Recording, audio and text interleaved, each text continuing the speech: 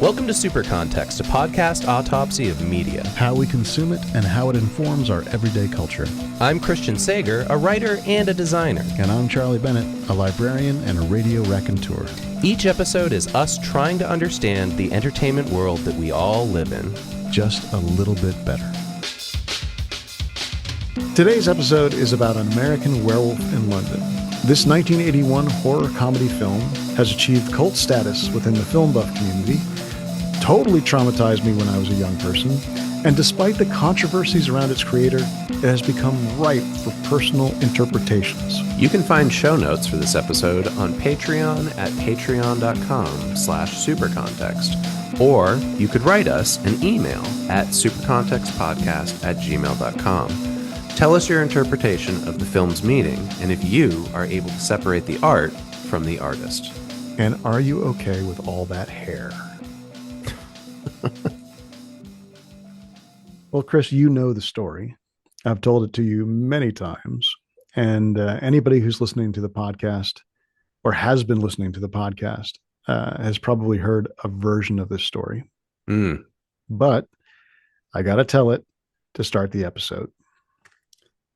An American Werewolf in London came out in the summer of 1981, August.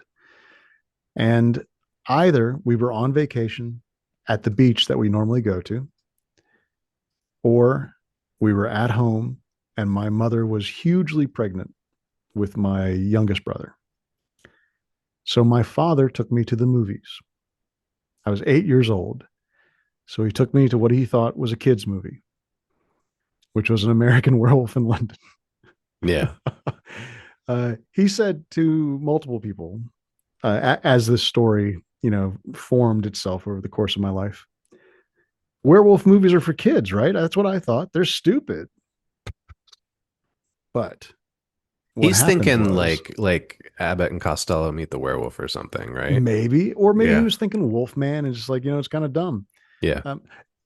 My father does not get to play the innocent here. If he thought werewolf movies are for kids, he still thought werewolf movies are for kids. Yeah. Yeah. I did learn in doing the research for this episode that the tagline for the movie was, from the director of Animal House, a different kind of animal. Uh-huh. So there was a little bit of, but your dad probably didn't know what Animal House was, right? Yeah. Yeah. You think he did? I do think he knew what Animal House was. Okay. But I also don't know. He's not here anymore for me to ask. I've gotten all the details of this story I'll ever get. Yeah. So I'll just tell you what he remembers first. I thought werewolf movies were for kids, but we get in there and we're watching it and it starts and it's kind of gross and things are happening. And then there's this scene where there's like a house and these things attack it and people are getting their throats cut. And I thought to myself, oh, this might be a little intense. And I looked down to the seat where Charlie's supposed to be and he's gone. And I look behind me and I see him walking up the aisle, hands out, like he's just looking for safety, trying to get away. And I know exactly when I snapped and could not handle it anymore. Spoilers for what? It's almost 50 years old. Yeah. Almost 50-year-old movie. There's a scene in which a nightmare that involves a home invasion by Nazi werewolf zombies. Yeah. Or whatever. It's big and loud and lots of cuts and they shoot up a place and they kill everyone except for our hero who's got... They murder a family, including little kids. Yep. And his head's pulled back and they got a knife to his throat. And when it's all finally done, they cut his throat. Blood sprays everywhere. And then he wakes up. Yeah. Wakes up in the hospital. The nurse comes in and says, "Did you have a nightmare? Let's get some sunlight in here." And she opens up the curtains and a Nazi werewolf zombie jumps out and stabs her to death. And then he wakes up again. Now, in my memory, these scenes are brilliantly shot, perfectly framed. The lighting is extraordinary. The shot of the Nazi werewolf zombie jumping out of the window and stabbing the nurse to death looks like Kubrick. Mm-hmm. And it was burnt in my brain. I was traumatized for fucking years. And so finally I said, hey, Chris, we're going to do an American Werewolf in London. So I have two questions for you that I haven't thought of until just now.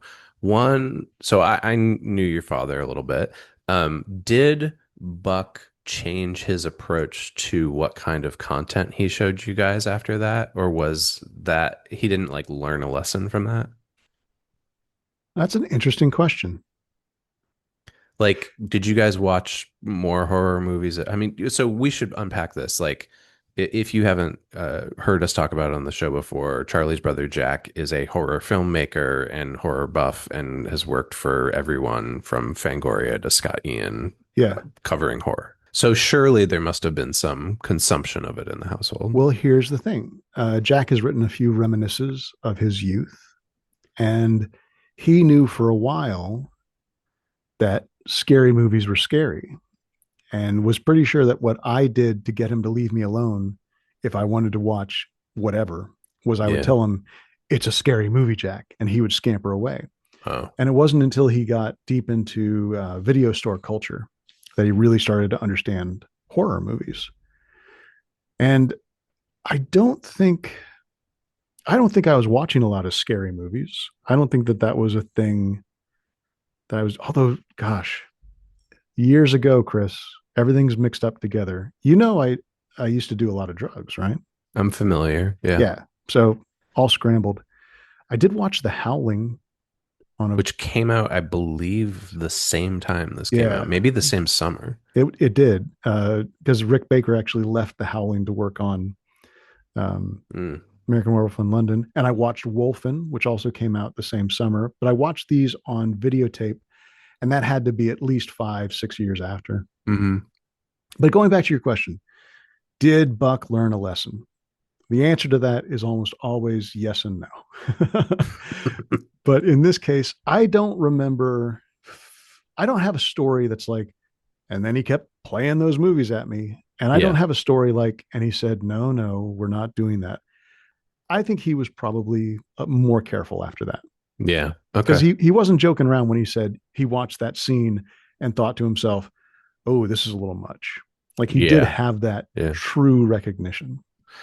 The other question I was going to ask, which you already kind of answered, actually, it was like, how many other werewolf movies have you consumed since then, or is werewolf as a subgenre something that you try to stay away from now because of this? Because the reason I ask is because thinking about it, I didn't do research on this ahead of time, so forgive me, listeners, but I think this is a turning point in werewolf cinema in which it becomes actually scary versus like um As opposed to being for kids.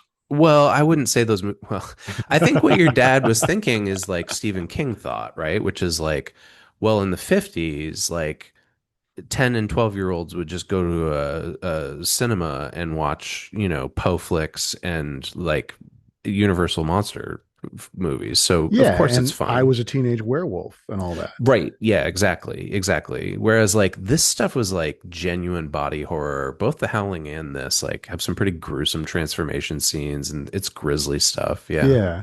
Well, we can't get away from the fact that Teen Wolf came out after. Mm. Mm-hmm. There was still that tradition too. Right. There's the werewolf in Buffy the Vampire Slayer. Yes. So yeah, I think we have to. I think we only have anecdotal and incomplete evidence for that particular part of it. Okay. Um, a lot of people refer to this film as a big turning point in horror comedy Yeah. and in special effects because it initiated the Oscar for Best Makeup. And certainly, without this movie, there would have been no Thriller, the music video. Right. Right. Which is directed by the same guy. Yeah. Same guy, same team, in fact. So, so let's go back to the one I can answer. Mm. I definitely was cooler with Werewolf than I was with Dracula, vampires. Yeah, that I can relate to because that's what I was terrified of when I was a little kid. Like Yeah. anytime vampires showed up and stuff, it scared the living shit out of me. I think the constraints on werewolfism Hmm. was lycanthropy was was helpful. You know, there had to be a full moon and you had to be in the woods. I know that's not a real Yeah. thing, but There's there had pretty to be a full strict moon, rules. you had to be in the Yeah. fog, you know. Whereas like slashers and vampires, they were coming for you. Yeah. And it could happen anytime. Werewolves were monsters of opportunity. I just realized we've covered another werewolf movie together before, and you didn't bat an eye at that, which is Silver Bullet. Oh yeah, well, come on. Oh, that's a great movie. No, no, I'm saying like, come on, that's a great movie. Oh, That's okay. for kids. Yeah. Gary Busey, come on. Yeah. Um, well, so in my notes here for the intro, I wanted to return to a question that I've been asked a lot and that I've thought about a lot and written about a lot, which is, when people ask me why horror, why do Yeah. you write horror? Why do you listen? Why do you read horror? Why do you watch horror? And something I've been thinking about a lot lately is something we visited in the Nameless episode when we were talking about Grant Morrison's idea about horror, where he said it's kind of like an inoculation against trauma. And I've been thinking about it lately contemporaneously with some therapy that I'm doing, talking about Oh, are you in therapy, Chris? oh boy, am I ever. We're talking about how your nervous system holds on to trauma, like physical, like Yeah. ramifications of Yeah, yeah, trauma. yeah. And that like when you're triggered by a memory of something traumatic, your body like re-experiences that trauma all over again. And that like watching horror or reading horror or whatever it is sort of helps train your nervous system to be comfortable or regulate that anxiety or the avoidance, whatever it is, and it gives you a kind of form of security. So, anyways, I've been thinking about all this. I know your story with this, but it's kind of the opposite for you, right? Like, this is the trauma that was inflicted upon you. So you Yeah, can't go and then like rewatch it over and over again my to, inoculation came before I was prepared for the trauma I was being inoculated against, you know? yeah. But what we haven't said yet is that you rewatched this movie for the first time for this episode. I And did. so I think the thing that the listeners are probably wondering is, did rewatching it, do anything to help provide security where there used to be trauma from this film? I think so. There was a little bit of, all right, let me use a drinking analogy. When I was younger and I drank a lot, the one thing I could not handle ever was Jägermeister. Oh, If I drank a shot of Jägermeister, I would end the evening puking. I now wonder if that was a lot more environmental factors and maybe even some, self-fulfilling prophecy stuff. mm, Or if I took a shot of Jägermeister, would I immediately throw up? Would I yeah. have trouble with it? I don't drink it, and I don't think I ever will because it wasn't worth it. It won't be ever be worth it. Mm, This movie, I thought this will be worth it. If I try, if I try to drink this and to see if I mm, don't throw up, this will be good. I'll watch the whole movie because I never saw the whole thing. I left yeah. in, after the first hour. I never saw the famous You missed transformation out on the scene. sex Yeah, scene. I missed the sex scene. Also, That's wouldn't. the scene that would have really. Yeah, I wouldn't have appreciated that one either. I Mm, don't think.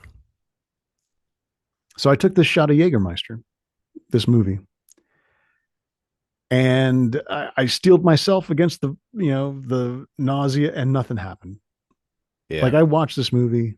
I was on a text chain with my brother and you and my other brother who did not really participate. And I said, "Oh God, here it comes!" And then it happened.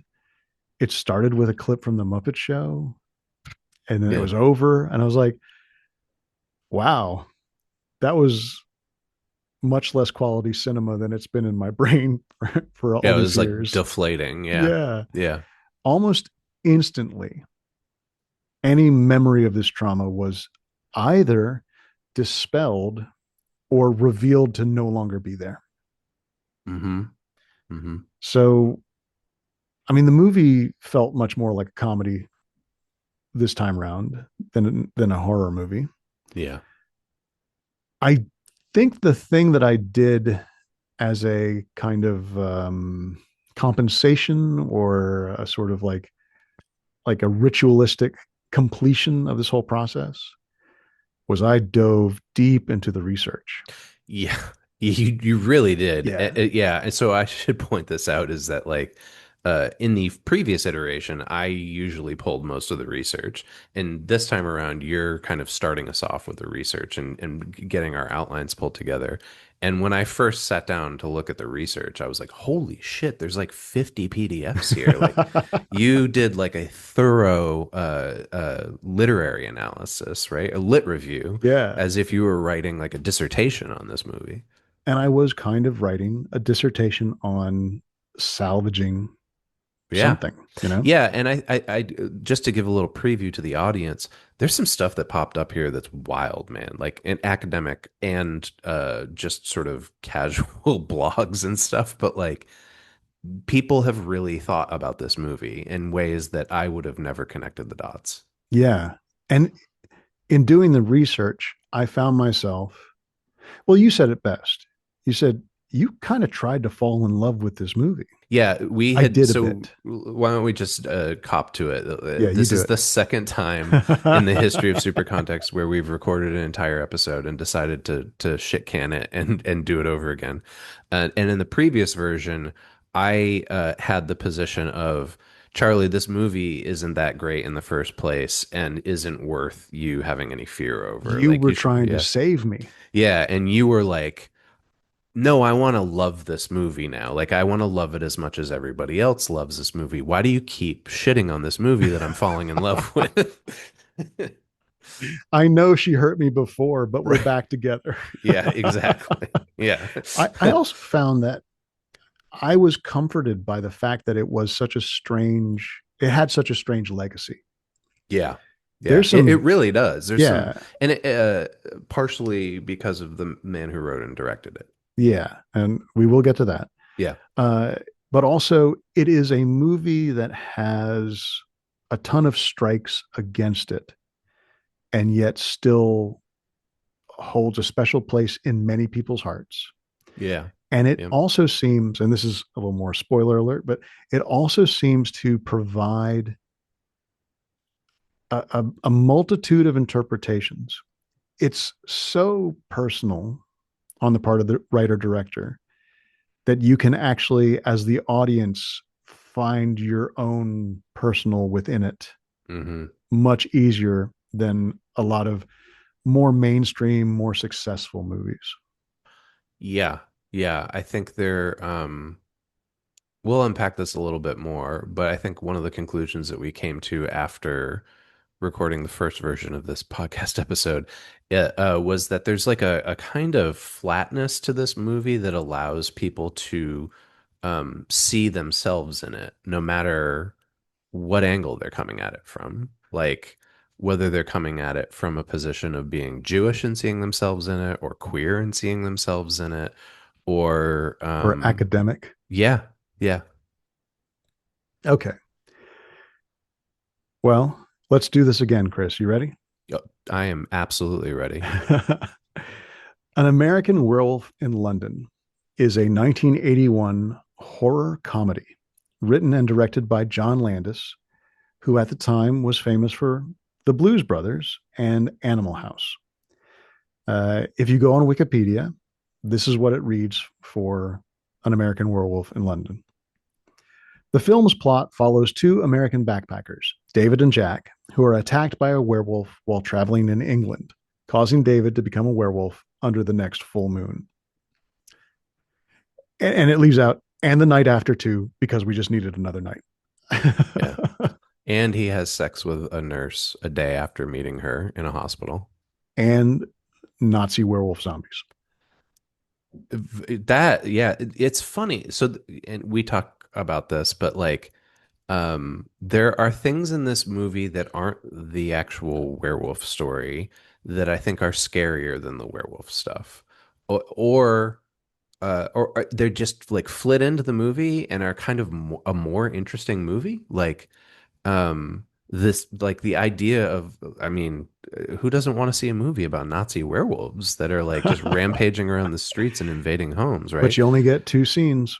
Yeah. Yeah. I can't remember the name of it now, but when Grindhouse came out, one of the trailers was a Rob Oh Zombie yeah, thing, and it was about Nazi werewolves. wasn't it Ilsa Mistress, something like that? Nazi, I can't remember. Yeah, yeah. Uh, Um, Werewolves of the SS. I wonder if it came about because of that little segment. Dude, it had to. I mean, this Yeah, this movie is such a essential part of so many film buff slash geek folks, especially horror film buff geeks. right. Yeah. Yeah. And then the thing that I was really taken by after watching it this time around is how much Jack's story and the circumstances around his ghost appearing and deteriorating over time was like super engaging to me. Oh yeah. And like a sort of like more fascinating mythos about werewolves that I don't think I've ever seen before or since. The idea that like a werewolf's victims appear to the next person who becomes a werewolf to warn them about what they're going to become. It's I don't think I've ever heard of that before, but Yeah. There's like a it's purgatory attached to the right. werewolf. Yeah. Yeah. Yeah. So let's expand the plot summary a little bit more. I found this one from David M. Vinings. Two American students, David and Jack, are in the English countryside for a walking tour and end up in East Proctor, where, after an unwelcome few moments with the locals in the pub, they get attacked by a large dog, an attack that leaves Jack dead and David recovering in a London hospital. Looked after by Dr. Hirsch, and in particular the nurse Alex, David slowly convalesces while having strange dreams, running through the forest naked, seeing himself in a hospital bed turning into a werewolf, Nazi werewolf zombies. Mhm. And then David Vining says, really, there's not a whole lot of story. David is attacked. He recovers. He hooks up with Alex. He changes into a werewolf. He's haunted by Jack, who tells him to kill himself so that Jack's soul can come to rest and prevent any other deaths. Dr. Hirsch investigates and rather quickly comes to believe that some manifestation of David's presumption of being a werewolf is true. And it all comes to a violent end.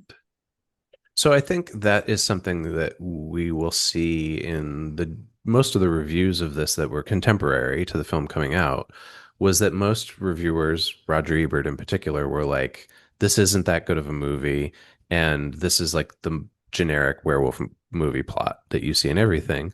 Um, but there's clearly something else going on here because it's like a cult hit and has been beloved for so many years. But like, yeah, it is. There's very little character development. The plot is entirely predictable if you've ever seen a werewolf story before. But there's like stuff that happens in between that Yeah, makes it lovable. the devil is in the details here. Right. And Yeah. and the devil is actually these sort of riffs on various horror tropes pushed through a comedy viewpoint, a comedy lens. Hmm. Yeah.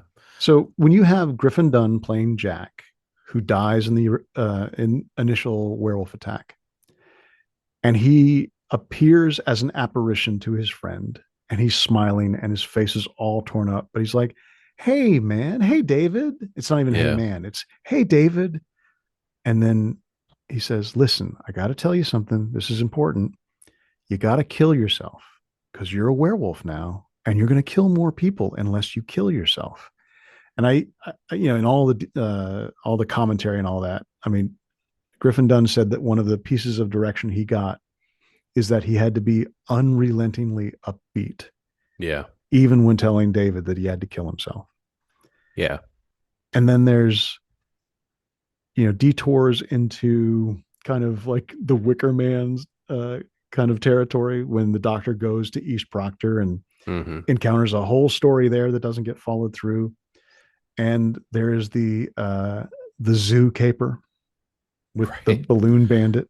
Yeah. Yeah. And I don't know. I don't know exactly how to classify the charm that this movie has for many people that it does not have for everyone. But there is the horror comedy aspect to it.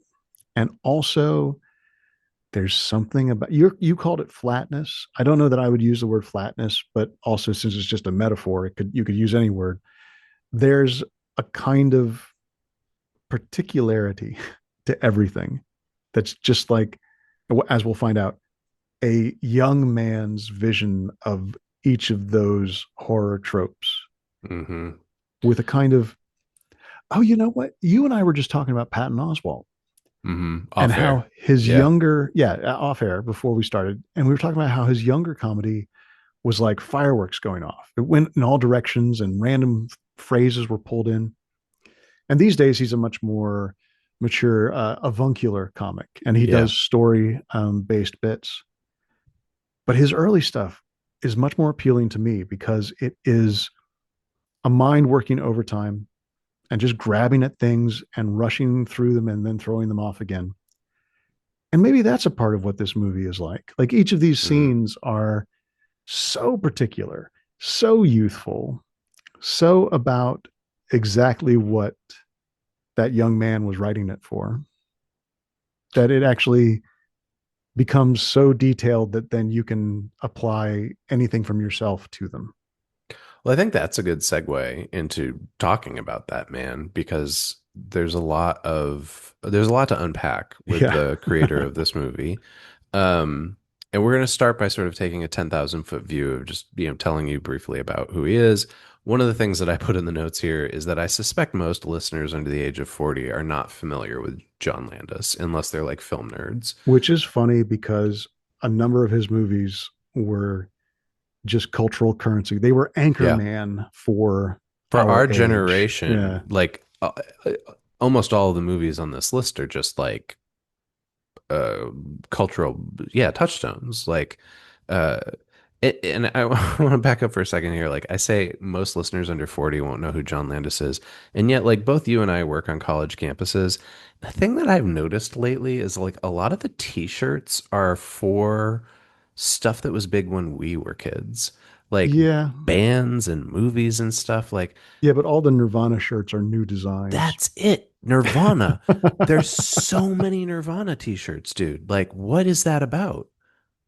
Anyways. Yeah, I don't, you know what? My first answer is so insulting to so many different people. I don't want to even open Okay. up that can of worms. But maybe I'm wrong. Maybe there is like a sort of popular reappraisal of this film with the younger generation. Well, However, our young listeners can definitely dump on us if they totally know who John Landis is and are yeah. confused as to why we think they don't. But these are the things he's known for. Kentucky Fried Movie, National Lampoon's Animal House, Blues Brothers, Trading Places, Three Amigos, Coming to America, and he's not known for this, but he made Beverly Hills Cop 3, I think regarded as the worst of the Beverly Hills Cops. Well, so that's the thing. Like he did enter into a franchise, Yeah. and people can say, "Oh yeah, that's the bad one." Like he's Yeah. known for it. Yeah. Just maybe he wish he wasn't. And then, as we mentioned earlier, he also directed the Thriller music video, which was a huge deal when it came out. Yeah. And Um, this movie is what, without it being on purpose, this movie was his audition reel for the Yes, Thriller for video. Thriller, for sure. Um, and there's a confession I would like to make about John Landis movies. In the way that you were introduced to trauma and horror by An American Werewolf in London, I was introduced to sexuality by Trading Places, Oh because that yes, was the first time I saw a woman's breasts on a TV screen. and they were And Jamie Lee Curtis's. they were, and I was like, "Oh, whoa!" And I was 6. I don't know, Oh, like dude, too young to. everything is so too early. This Oh, is for all too early. sure. Yeah, yeah. Don't let you talked about Buck taking you to this movie. Don't ever let me tell you about on air about my father watching like Skinamax movies while I was in the room. Oh my God. Okay. John Landis was born in 1950. He is solidly a baby boomer. He was born into a Jewish American family in Chicago, Illinois, Midwestern and straightforward. Mm, They almost immediately after his birth moved to Los Angeles.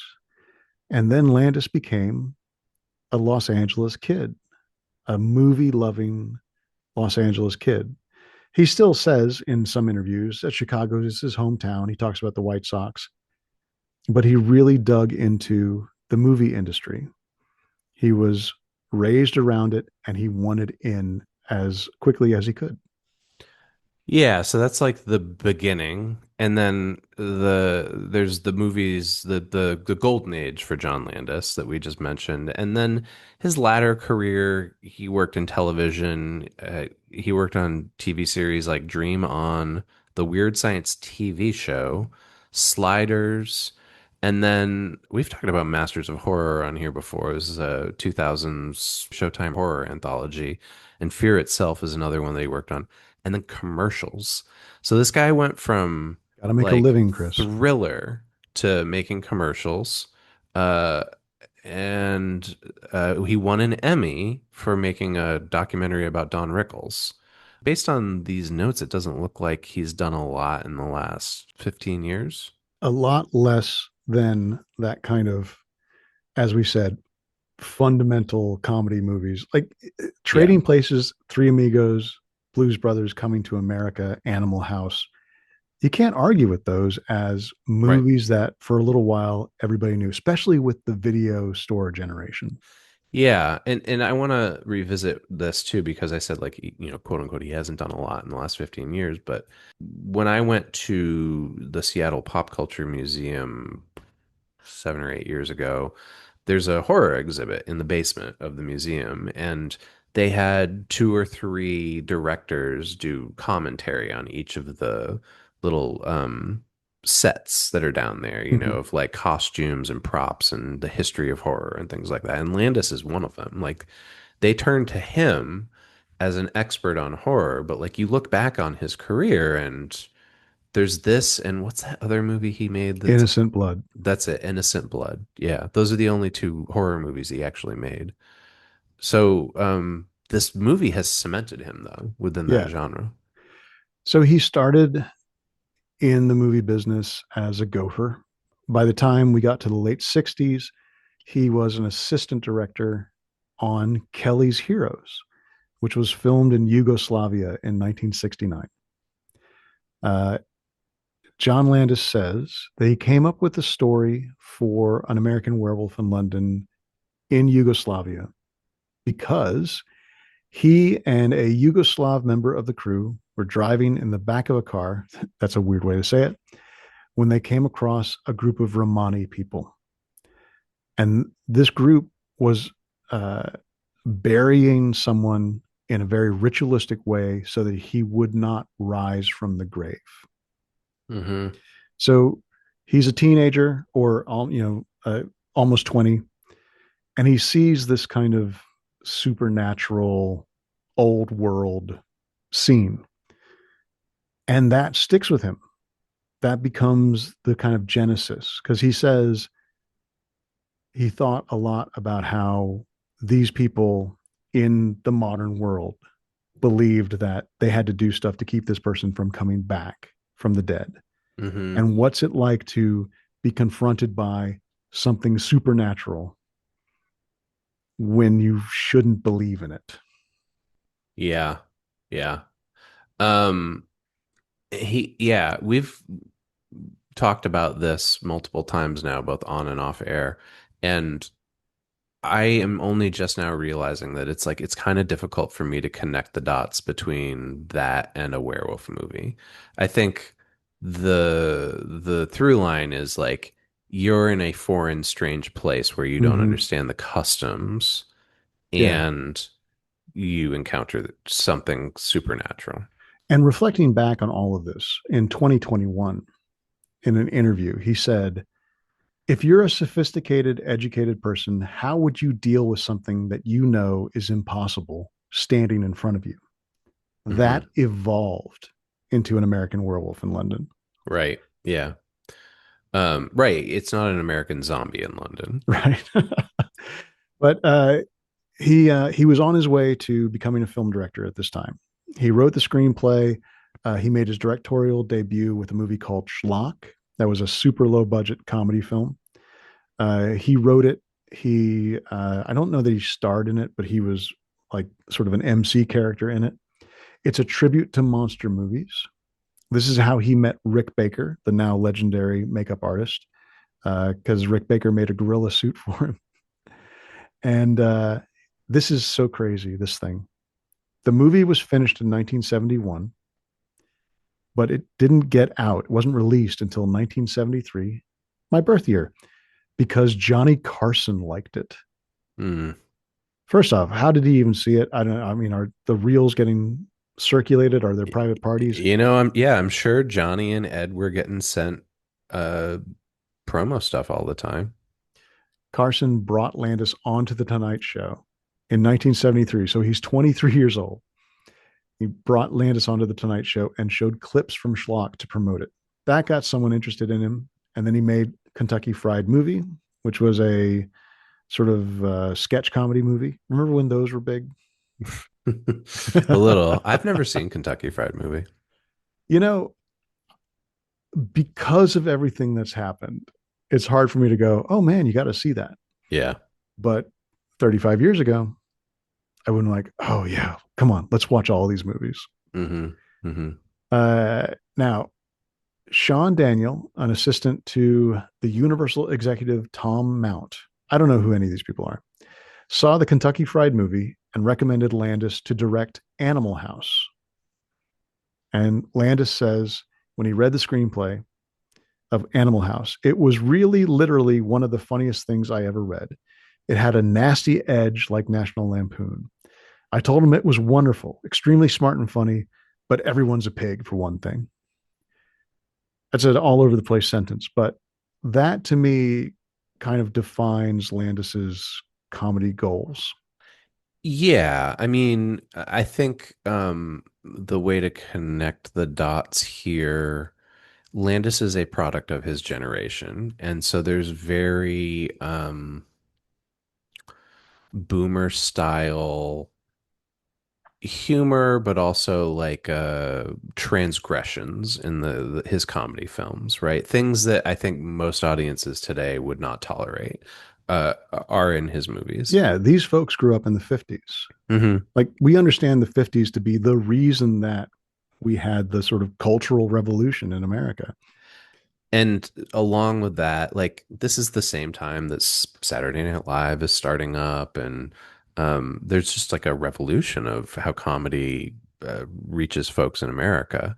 And the being both smart and funny is the like revolutionary part of it, right? I think like before that there were few and far comics between that were doing that. But there is also the everyone's a pig for one thing, which is the Yeah, it's like weird. the if you've seen this the most recent what's the feature film called that is about the first night of Saturday Night Live? Is it just Saturday Oh, night? Saturday night. Yeah. Yeah.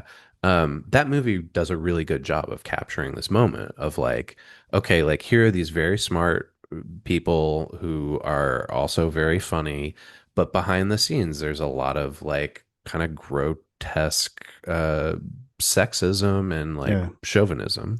The characters in that movie, and I should say there have been a lot of people who have said that's not what it was like at all. Right. So I mean Yeah. there's a Well, of counter course it argument. wasn't. And I think my counter argument to that is that like the filmmakers were trying to capture the entirety Yeah. of that era in one night, you know?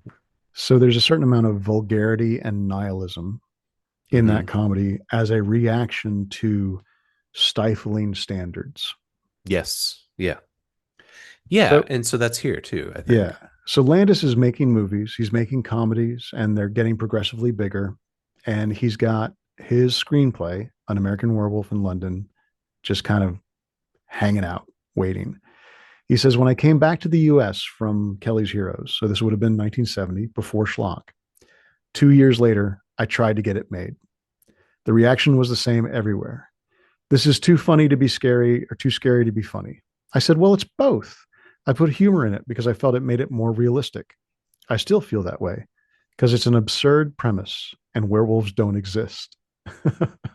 Yeah. I kind of want to get that as a tattoo. In any case, it was optioned a couple of times, and I got hired as a writer because of it, but no one would make it. So yeah, I mean, it essentially took what, 10 plus years for this script to get made into like an actual feature. But, And three increasingly bigger hits. that's what I was going to say, right? Like he had to prove himself within that field before folks would give him the amount of money that he needed to make a movie like that. And also, like if he made that movie in 1969, there's no Rick Baker special effects. There's no generational change in Yeah. comedy, like it'd be a very different film. And it would have been a early 20s director's movie, and it Yeah. would not have had Yeah. some of the stuff in it that it had. So after the Blues Brothers, is that the order it goes in? Going Uh, back up here real quick to I check. forget. I think it's Blues Brothers and then Animal House. Nope, it's the No, I reverse. have it the other way Yeah. around. So Yeah. 1978 is Animal House, then Blues Brothers is 1980. And then in 81, or I guess a little earlier than that, he gets $10 million to make his movie. Polygram Pictures gives him 10 million to produce An American Werewolf in London. And this is, you learn something new every time, right? He did a thing called a negative pickup. Let me read some of Landis's story here. Now my career is underway, and I've made Animal House and the Blues Brothers, both of which made a lot of money. I went to Universal with the script, American Werewolf, and they said, "No, you're crazy." I went to Paramount. They said yes, and then they took it back. I went to Warner Brothers, and still no. I ended up offering it as a negative pickup to anybody who wanted it. A negative pickup is the best way to make movies, and the big studios really don't do it anymore. This is in 2021 that he's talking. But a negative pickup is where the filmmaker assumes 100% of the responsibility. It's the way many independent pictures are made. The way it worked was, in this case, I went to Polygram Pictures, a Dutch company at the time, and I said, I will make you a movie based on this screenplay. They told me that it had to be no more than R. It had to be at least 90 minutes and not longer than 120 minutes. Had to be 35 millimeter color.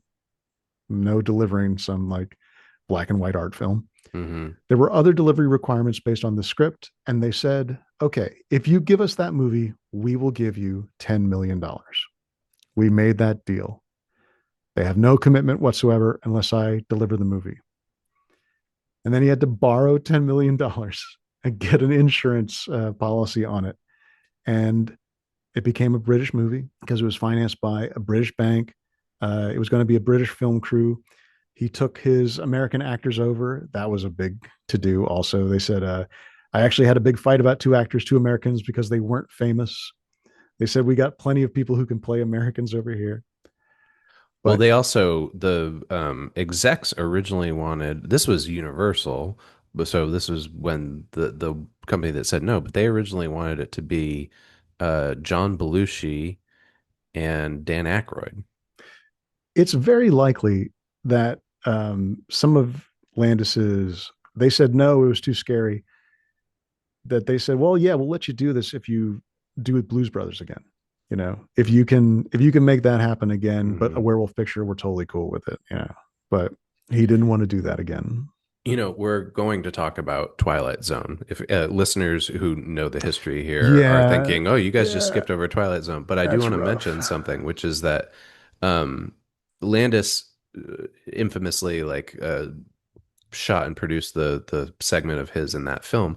But there is a wraparound piece that starts at the very beginning. I don't know if you remember it, Charlie, I do. but it's Albert Brooks it's and Albert Brooks Dan and Dan Aykroyd. Aykroyd in the car, yeah, and then Dan Aykroyd turns into a monster. That is what I think those guys were looking for. Yeah, something along those lines. Well, they wanted names, Hmm. right? Okay, so that's how he got to the point where he could direct this movie, and he had a producer, George Folsey Jr. It's so interesting to me to dig into this movie and discover all of this. I won't say royalty, but like these Hollywood legacies that were attached to this movie. Hmm.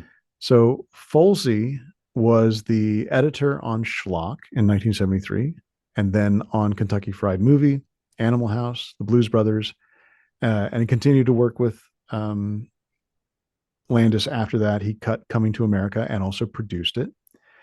And then he was producer on American Werewolf in London, Trading Places, on Thriller, on Twilight Zone, the movie, that segment, Into the Night, Spies Like Us, and Three Amigos. You ever see Into the Night? No. It's got David Bowie in it. Really? Yeah. Interesting. Okay. Jeff Goldblum But and it's a Landis movie? yeah, Hmm. and Rosanna Arquette.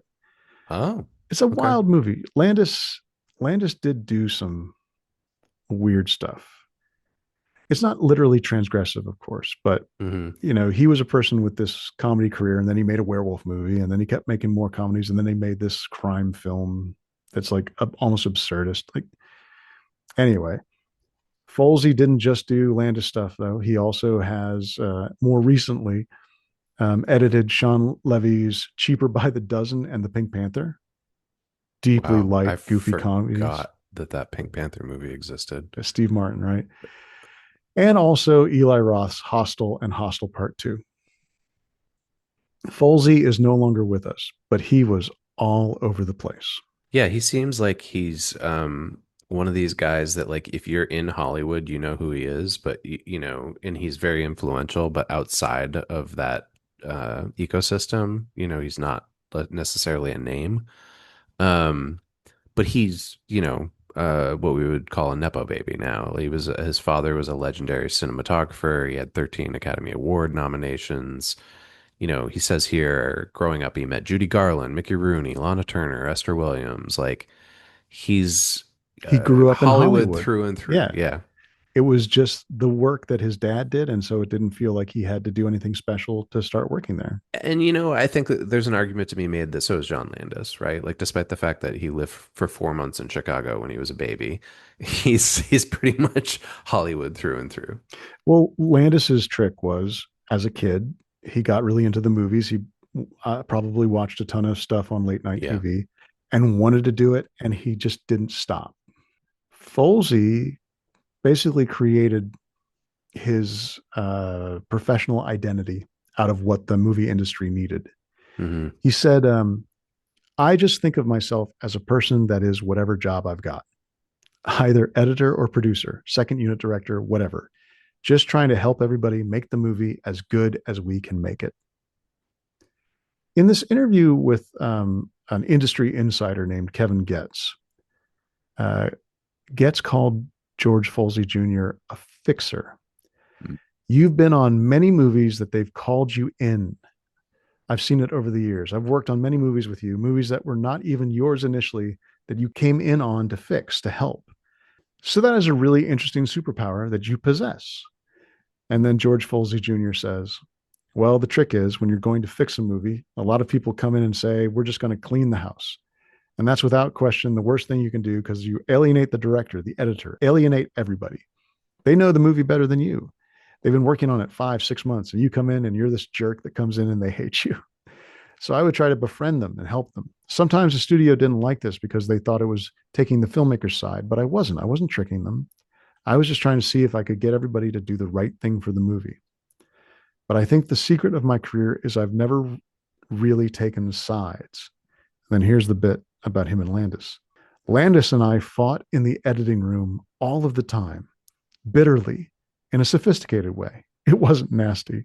It's so funny to read these interview transcripts Yeah. because they're just Yeah. like, ba-da-da-ba-ba-ba-ba-ba. Yeah. Um, I, listening to a guy like him talk, even, you know, through this medium, it reminds me of movies about movies, especially Yeah. like the ones that are set like in the 70s or early 80s, where it's like you're seeing these producers at restaurants or whatever, and you're seeing how like other people sort of took them in. You and I talked about licorice pizza recently, like Mm-hmm. something like that. Where it's the community. Yeah, yeah, it's just the vibe of where you are. Yeah, it's very West Coast. Um, we are about to segue into talking about Rick Baker, and I want to preface that by saying I think a huge part of the longevity of this movie is Rick Baker's work in it. And yes, he won an Oscar, but also, um, I think like this movie really sticks with people because of how damn good the special effects are, Yeah. and better than things that are coming out now, almost 50 years later. I recently watched a werewolf movie that came out either earlier this year or late last year called Werewolves. And the CGI werewolves didn't hold a candle to the Rick Baker effects in this. So let's place this very carefully, right? About an hour into the movie, you know, over halfway through the movie, we see the werewolf transformation. Yeah, David, who has been bitten and has been having nightmares and visions and freaking out, and has a new lover, the nurse that was taking care of him. It's very teenage fantasy. He is very calmly hanging out in a London apartment, and suddenly he starts screaming. And then we watch for, I think, 10 minutes. it's a long time. Yeah. Yeah. Yeah, and in the notes later on, Landis says if he was going to change the movie, he would cut this scene down, but that he was so fascinated with Baker's special effects Yeah. that he couldn't bring himself to do it. We see a transformation scene brightly lit and explicitly about the body changing. It's Yeah. practically body horror. There's a Hmm. shot where David's staring, screaming at his hand as it elongates into a giant paw. Yeah. We see his face push out and turn into a snout. At one point, we see him lying on his back and waving his legs as they turn into dog like legs, wolf like legs. It's intense. And there's the screaming at the beginning. It shocked me. Yeah, it's interesting. Both of the werewolf transformation scenes, it's funny to me because I think in most werewolf movies, the person before they change, there's a little bit of like physical uncomfortability for a few seconds before the change starts to take over, right? It slowly builds, and in this, it's just like you snap a finger and he just stands up and screams as if his body is on fire. I can't remember You the know? exact quote, but it's something along the lines of, Jesus Christ, what is this? Yeah, Like yeah, it's as if suddenly he had the worst migraine ever with no buildup at all. yeah, And this is what Landis got Baker in the movie for. Um, yeah. Although uh, we should say, like, all the other special effects are amazing too. oh yeah, yeah. Jack like slowly deteriorating and like food falling through his ripped apart throat, and the Nazi werewolf zombie guys. Everybody looks great. Yeah. I think Rick Baker is one of the Nazi Oh, is werewolf he? zombies. I think he's Okay, in the mask. cool. Okay, but so here's what Baker said Landis told him. I want to do a transformation unlike what's been done before. It just doesn't make sense to me that when your body was going to transform like that, that you would sit in a chair like in the original Wolfman, Lon Chaney Jr., and be perfectly still until you transformed. Right. I want to show the pain. I want to show what the body is going through, what's happening. And it's going to be my next movie. And I want you to do it. And you've got to figure out a way to do it. And Rick Baker said, it's like, okay. And it's what really changed things. Yeah. Yeah. Rick Baker is the same age as Landis. He was born in 1950. He declared himself to be part of the first generation of kids that grew up in front of the television set. I was really attracted to the horror films that they'd show on Friday or Saturday nights. I was so fascinated by those monsters. I just thought, that's what I want to do when I grow up. I was like 10 years old and I just set my mind to it. This is the Landis story. And Yeah. I started teaching myself how to do it. There weren't schools then. There was very little information, but then I figured it out. Yeah, I mean, he's a legend for a reason, like he put the work in. I think this is one of those stories, if I remember correctly, where like he spent so much time working on this stuff that he like literally drove himself into illness or something like that. Like he's one of the greats of special effects. Yeah, he's won the best makeup Oscar 9 times. Wow. He was nominated 11 times. And it's not all just monster stuff. Like his makeup is also sometimes like the costuming, but the apes in Greystoke, Yeah. Legend of Tarzan. Uh, Also, a bunch of Eddie Murphy films. Like he won makeup for Nutty Professor. He shared several of these Oscars. We're not going to get into the full on details, but Rick Baker is one of those makeup artists who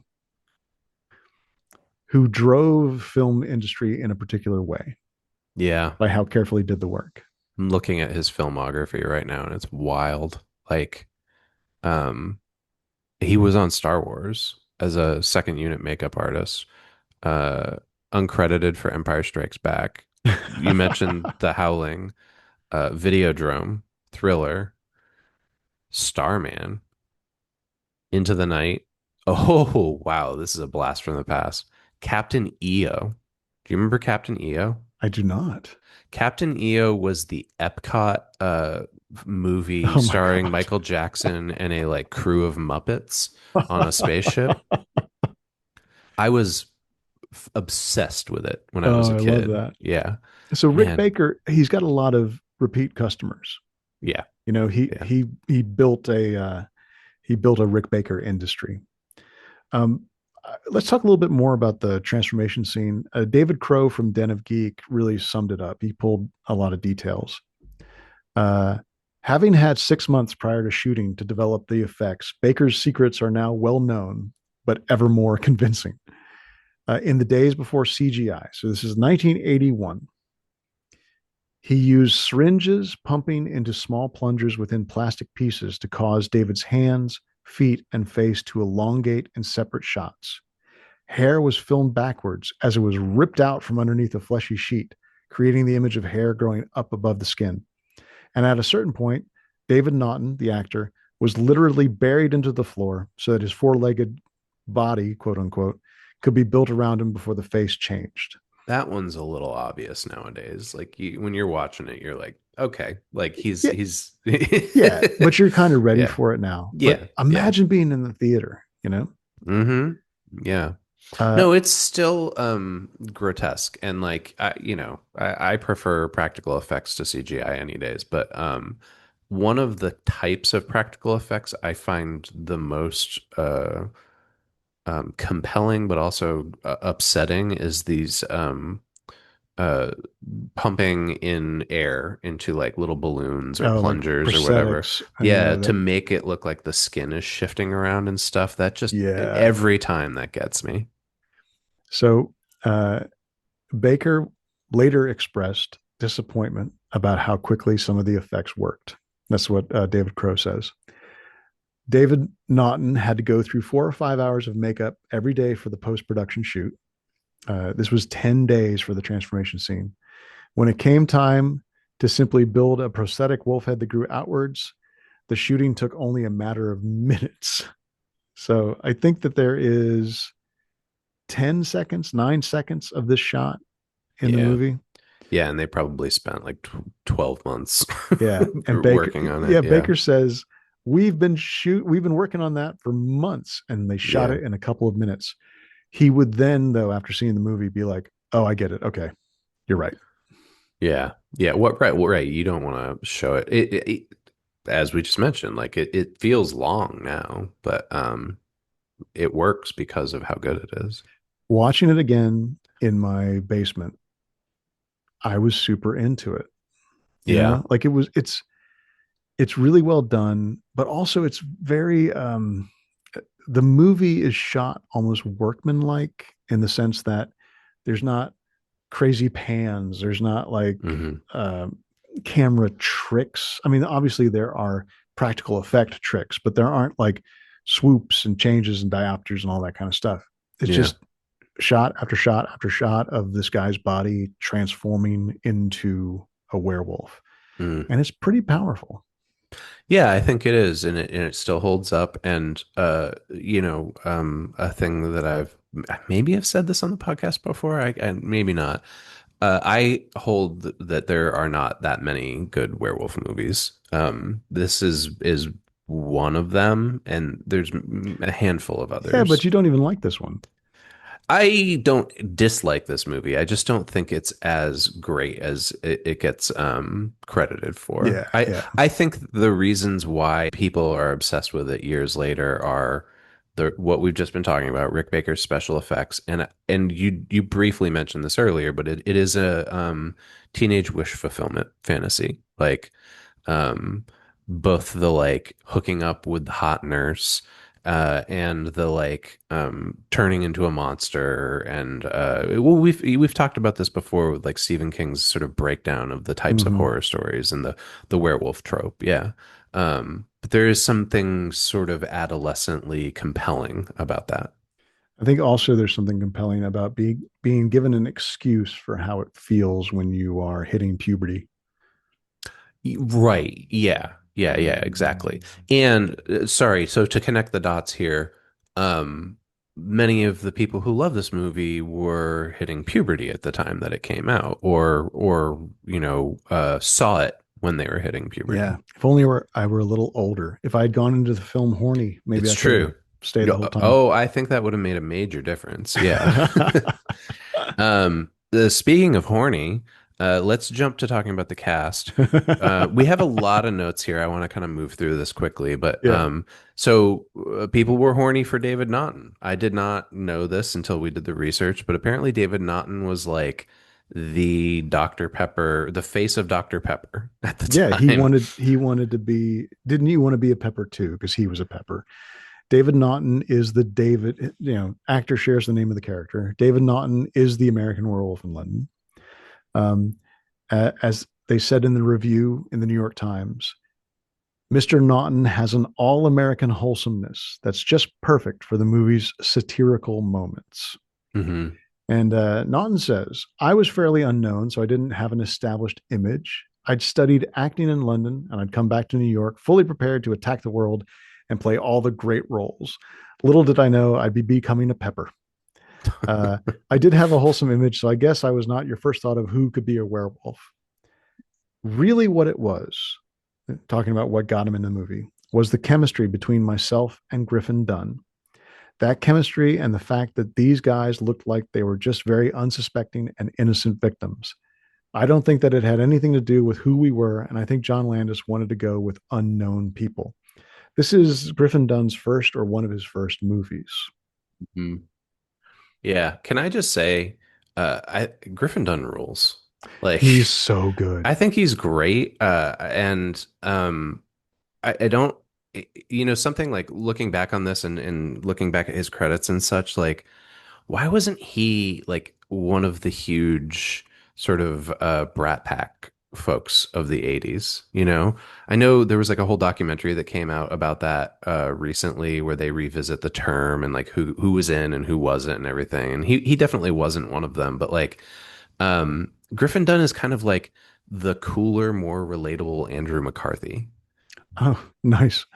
I think he's New York based. I think that's the deal. Yeah. And Yeah. I'm going to look that up real quick. Why I don't you? also have a soft spot for him because he's Joan Didion's nephew and Yeah. he made that documentary about her. And you love that gal. Yes. Uh, so Griffin Dunn was born in New York City, and he did stay in New York, or he came back to New York to be an actor. He was in Scorsese movies. He just didn't. He didn't go to L.A. That's why he's not part You of the think Rat that's Pack. it? I Yeah, do. I do. maybe. And also probably a ton of other stuff that we have no idea about. But I think both acting wise and story wise, he's my favorite thing about this movie. I've mentioned already, like, I think the subplot of his ghost is fascinating Yeah. and like adds originality into this film. And he's, like you said, like the fact that he's just like the upbeat ghost Mm-hmm. is fascinating. Like, His delivery of the line, "You have to kill yourself, David," yeah. is burned into my brain. And I don't know if there was like some reactivation of stuff that stuck with me, from being Hmm. 8 years old. But Griffin Dunn is like the sentimental human heart of this movie. I'm looking at his filmography right now, and he has been in everything. He's in the movie you just recommended to me off air. He's in Caught Stealing. Yeah, he's so good. Cool. Yeah, I mean, he's been in so much, but he's not like a household name. He's not even a like, oh, I recognize that guy. You know what I mean? Because he's a great character actor. He's just different in everything he's in. I believe you, but it makes me crazy to hear you say that because he is Because you exactly see, that for me, yeah. Oh, okay. Like he Yeah. was the star of After Hours, you know? Like he just Yeah. it's he's But you're a couple years older than me, and I think that might be why. that might be true. Yeah. Whereas, like, I was watching Brat Pack movies when I was Yeah, I got you. around this time. Yeah. So Griffin Dunn is an excellent comedic actor in this movie. He and David Naughton have this chemistry, and he also he talked about the makeup. Again, practical effects. Griffin Dunn had to be encased in plaster for roughly 5 hours every day. Wrapped in plaster. Yeah, Landis said, "Are you claustrophobic?" when he got cast, and then he was in makeup for, oh yeah, here it is, 5 hours every morning. I'd have to get up and sit in the chair at 4 o'clock in the morning just to be on set. My head was encased in a plaster cast, just breathing through two little straws in my nose. Your life depends on those two little pieces of straws that's being put on inch by inch, millimeter by millimeter. I would think that though, like what he went through has got to be so much easier than what David Naughton did, you know? Well, Dunn said, this is, I thought was really striking. It was a realistic depiction of how I would look if I was dead and rotting, Oh yeah, which right. is interesting as an audience member. But when you're looking at your own mortality, it affects your mood. Okay, And then there's the female lead, and I don't think we've landed on the pronunciation of this, but I'm gonna say Jenny Agutier, or do you think surely it's not. Jenny Agutter? She is a British actress. A gutter seems so consonant heavy, but I guess that's what it is. You know what? Why don't you talk about her a little bit while I look up While you look it how up. you say her name? Okay. So she's a British actress. Yeah. Her background is that she was trained as a ballerina. She had a number of television and film roles. She grew up working in film and television, so I think she was a child actress. She had moved to theater, was primarily in theatrical productions such as The Tempest, starring alongside Sir John Gielgud when she was 21 years old. Then she makes this movie, and since then she has done more film work and more theatrical work. It looks like she won a British Academy Award for a performance in Equus, but mostly is doing theater. So it's Agater. Agater. Okay, that's better than a gutter. And there's probably a better way to say it than what we're saying. Yeah. But yeah, she was a she was in a Disney movie when she was 11. Did you say that? I said she was a ballerina. Now that I'm looking at it, she was, but she was also in a Disney film called Ballerina. So I Yeah. mixed those two things up. Yeah. She's a striking actor. And what's funny is that I did not find a lot of reminiscing interviews with her about this movie. Well, I mean, there's probably a Not reason the for that, Yeah, this was right? not a fundamental movie for her. Also, Yeah. she had to. She did a sex scene, Hmm. some explicit nudity. And it's also a weird part It's a very because strange she part. And meets it's this like this guy in the character is very hospital. irrational. Yeah. She's a wish fulfillment fantasy for adolescent boys. Like, who doesn't want to wake up in the hospital? You've got a hot nurse, and the hot nurse falls madly in love with you because you're crazy, and then says, "Will you come home with me?" and fucks you on the first night, right? Like, this is every boy's wet dream, every straight boy's wet dream. And also she's murdered in front of you. So it's tragic and Oh, intense. you mean from the dream? In the Yeah. dream, yeah. Yeah. In the dream. Yeah. Um, this movie could support an entire podcast episode of movie trivia about how it was made. And I don't want to do that. I want to reference a couple things about it in that it was shot in Wales and London in the winter of 1981 so that you could have cloudy, rough weather to match the kind of fog on the moors look that Landis was Hmm. looking for.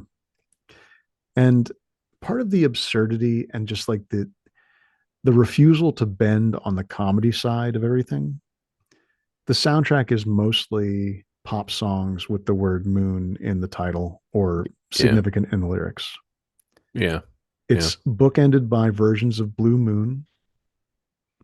It is the only one that he missed out on was Moon Shadow. He didn't get Cat Stevens' Moon Shadow because Cat Stevens was not interested in being attached to a werewolf movie. And this is dating us, but I don't believe had Hungry Like the Wolf come out yet?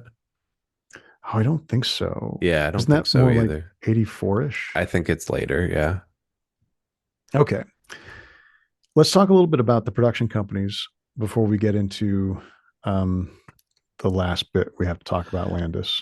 Yeah, this is, I feel like this is like a real unique thing about super context is that we like pour over these companies, like most shows that talk about pop culture don't bother to do this, but like every time we do this, I find it fascinating because there's some just revelation about how the industry works, whether it's the book industry, the film industry, the comics industry. Please be sure you don't break your arm with all that back patting.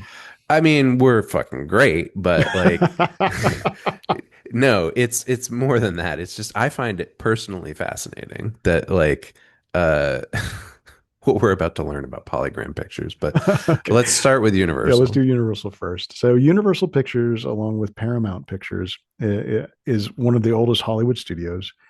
It did silent pictures established in 1912.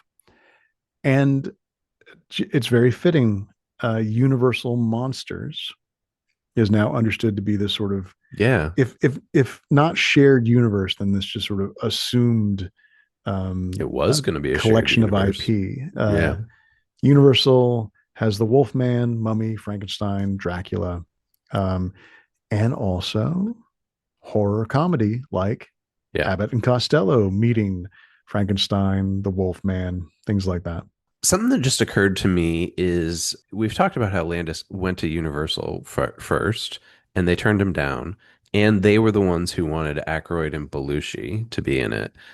Uh, I wonder if he pitched it to them as a Wolfman remake, right? Like if you're Universal, you've got one werewolf property. Why would you make competing werewolf movies? Mm, Maybe that was that's part interesting. of what was going on. I don't know. I'm just pulling this out of thin air. But Well, I think anyways. he had to go to Universal because he had a relationship with them. Because Oh, Blues okay. Brothers was Universal. I That's probably where his money was coming from. Yeah. But Universal is one of the big five today. So Because big. there's five of every Yep. every industry. And right now it is, I'm looking at this and it is pretty much every streaming service. So Disney, Universal, Sony, Paramount, and Warner Brothers. That's Hollywood's big five. Yeah. Universal had revenue of $11 billion in 2022. That was the last year I could really get a number that I could trust. And it I'm, has franchises: mhm. Jurassic Park, Despicable Me, that is the Minions, and your favorite, Chris, Oh, don't I know it? Yeah. Too Fast and Fast, Too Furious. Furious. Um, hey, I'm going to throw something at you that'll surprise you and the listeners. Hit In me. 2 weeks, I'm going to Universal Studios. Aw. Yeah. Will you look for the Landis stuff and take pictures? Well, I'm specifically there to do what they call the haunted horror. Oh, It's like nice. Halloween haunted horror. So there's Okay, like cool. they do this thing where they do I think 10 different haunted house attractions with like food and games and all kinds of stuff. And I'm not going alone. I have friends who do this every year, and they invited me to join them. Nice. But yes, if they have any Landis stuff there, I'll let you know. Chris, I'm going to read you a thing about polygram pictures. Please do. I'm just going to dive in. I'm gonna pat my back the whole time you're doing it. You should do that. You ready? Yeah. In October of 1976, Casablanca Record and Filmworks was formed from the merger of Peter Guber's Filmworks and Polygram's Casablanca Records. In 1977, Polygram acquired a 50% stake in the studio before buying it outright and renaming it Polygram Pictures in 1980. Universal Pictures handled U.S. distribution for the majority of Polygram's films through the pact it signed with Casablanca in 1979, Casablanca being Casablanca Record and Filmworks, while Producers Sales Organization, that's just the name of a company, would handle international distribution. In 1982, the year after American Werewolf in London, Goober and his business partner John Peters, speaking of licorice pizza, left Polygram to form the Goober Peters Entertainment Company, which would lead to the deactivation of Polygram Pictures a year later. In 1985, MCA Incorporated, then the parent of Universal, sold the video distribution rights to the Polygram Pictures library to Vestron Video as a way of cutting losses due to most of these films losing money at the box office. Universal would eventually regain the distribution right to some of Polygram Pictures films they distributed, including The Missing, King of the Mountain, Endless Love, and An American Werewolf in London. So let's unpack And that. thus Ulysses returned to Ithaca. John Landis pitches this movie to Universal. They say no. He eventually does, what was it called? A negative back end deal with, Negative pickup. okay, negative reach around with Nice. Polygram Pictures. And You feeling loose now? You feeling better? yeah, I'm feeling saucy. He does this deal with them. They make the movie, right? But they own the rights to the movie after it's made. Then they basically fall apart as a company. They're bought up by another company. That company then sells the rights to a third company. That company to sell their losses sells it again to Universal. Universal having been the distributor but not the producer of this the whole time. So Universal's like all throughout this, they say no to the movie, but they distribute it. Then when the rights to the movie are up in the air, they end up with they didn't even have to pay anything for this and they own this film now. I'm sure they paid something at some point. Well, yes, that's true. Sorry. It's not like Vestron Video just gave it to them like out of the charity of their heart. Yeah. But But yes, they they never didn't had to have to pay $10 buy. million dollars to Yeah. make Yeah. it. Yeah. Yeah. Yeah. It's amazing. I It's don't just know like the it's industry, you know? failing upward. Yeah. You just, IP is how we talk about this stuff now, but they were property. Yeah. It was like a huge board, a huge monopoly board, and people are selling properties back and forth. Hey, maybe you can make some money with this for a while. Hey, Exactly. why don't you get in on the video store revolution and sell Right. VHS tapes of our Yeah. movies? Yeah, Yeah. Okay. I was saucy. We had a little fun with that bit. I know. Now we I have to bring did it I did down. that on purpose so that we would have a high point to go into a low point and then come back up again. Okay, so we're going to lose the audience A and then get roller them back. Is coaster. that what you're Yes, trying to say? exactly. It's like a Pixies song. Um, Okay. so All right. Let's shake this out because we have to talk about it's this. terrible, but it is an essential part of John Landis's history as a movie maker. And also, it's part of why this movie is a bit of a conundrum because it is beloved. It has a legacy that is honored and enjoyed in Hollywood. Yeah, But Landis was at the center of a really horrible accident on a set that was litigious and broke up business partners and friends, and it's rough. So I mean it's I'm gonna more let than you that. take it. Three people died. So I'm going to be less kind about this. In 1982, a year after this movie came out, Landis uh, was working on Twilight Zone, the movie, which we mentioned briefly earlier. If you're unfamiliar with it, Twilight Zone, the movie was a film anthology. I think there's four segments outside of that wraparound I mentioned earlier. Landis's was one of them, and they were remakes of Twilight Zone episodes for the most part. Um, but during the shooting of his segment, three actors, two of whom were children, were killed on the set.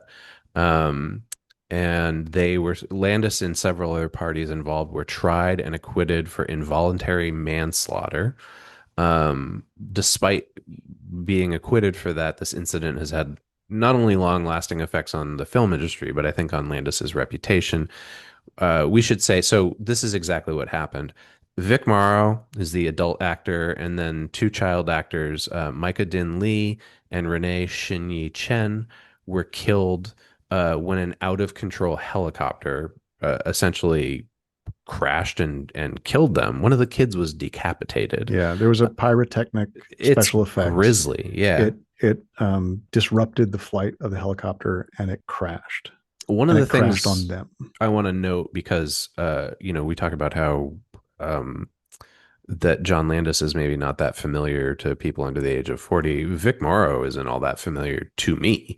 He was, I think, a star of before our time, but one of his daughters is Jennifer Jason Leigh. Like Yeah, she's the one who filed the lawsuit. So like think about that. You're Jennifer Jason Leigh and you're working in the industry, and this guy who whether or not he's guilty or not, you're suing for killing your father is also working in the same industry as you. And you've got to like navigate through that without presumably interacting with him, but also without it affecting your career. yeah. Uh, Landis and some other folks in the film, in the crew, were tried and eventually acquitted of involuntary manslaughter. But Landis's reputation took a big hit because it was, I think, generally understood that Landis is kind of, no, we're going to make the movie. Come on, get closer, get closer. We could Yeah. do this. Putting kids in a shot that they didn't need to be in, putting people at risk with like the intensity of the practical Yeah. stunt work. Um, he was acquitted. And for some people, I think that was their cue to come back and support. But some people were absolutely not going to do that. Hmm. In fact, Steven Spielberg, who produced the movie with John Landis, he ended his friendship with John Landis. Eddie Murphy said at the time he would never work with Landis again after doing Trading Places. And then they made Beverly Hills Cop 3. And it's fine that Eddie Murphy said he would not, but he then eventually Yeah. did.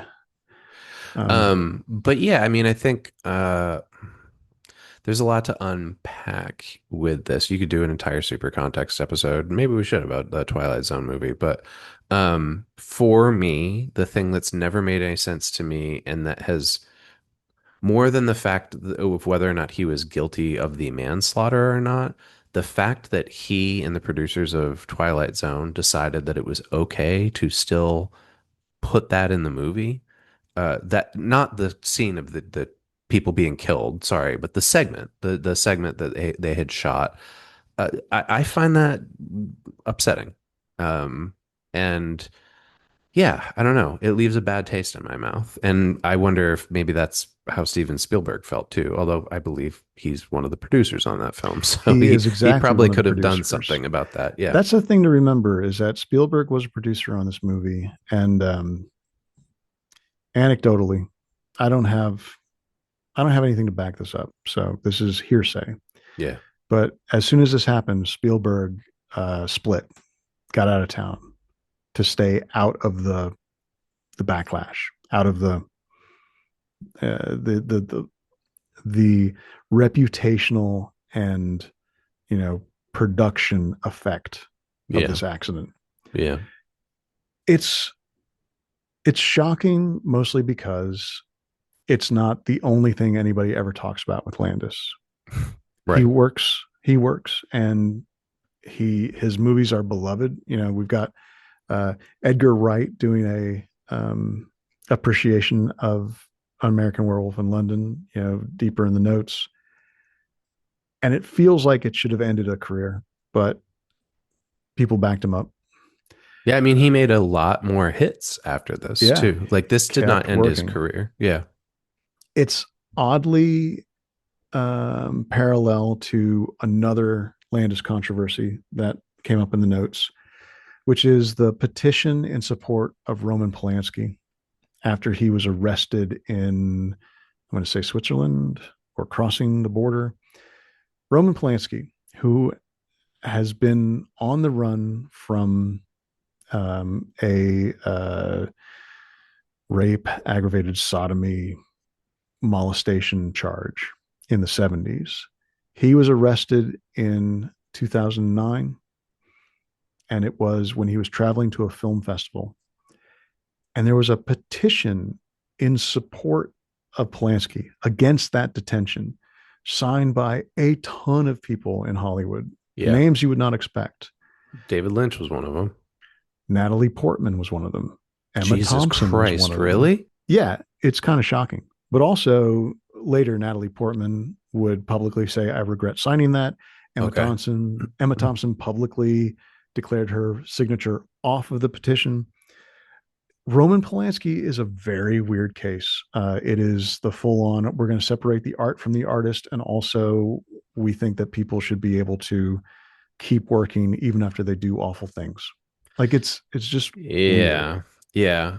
Um, yeah, you and I have probably talked about this specific thing, not Landis, but the signature of this petition 3 times in the last month. And like every time I think about it, it gets worse in my head. And I'm just like, this is the thing. Like you read something like this in Deadline or something in passing, and you're like, huh, that sounds bad. But then like you sit and you think about it and you're just like, really? Like, what were these people thinking? And like the only conclusion I can come to is like, well, if it could happen to him, it could happen to me. And I want to make sure that I can go to a film festival if I do something horrible or if something horrible that I already did comes to light. Yeah. It's just, I'm not saying anything new here. It's just, I don't know. This kind of like culture within Hollywood, but it's not just Hollywood, it's other industries too, of like covering your own ass, uh, but not doing the right thing to cover your own ass is just, appalling to me.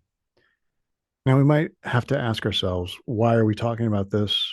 This is after the movie was made. Is this part of the super context of this movie?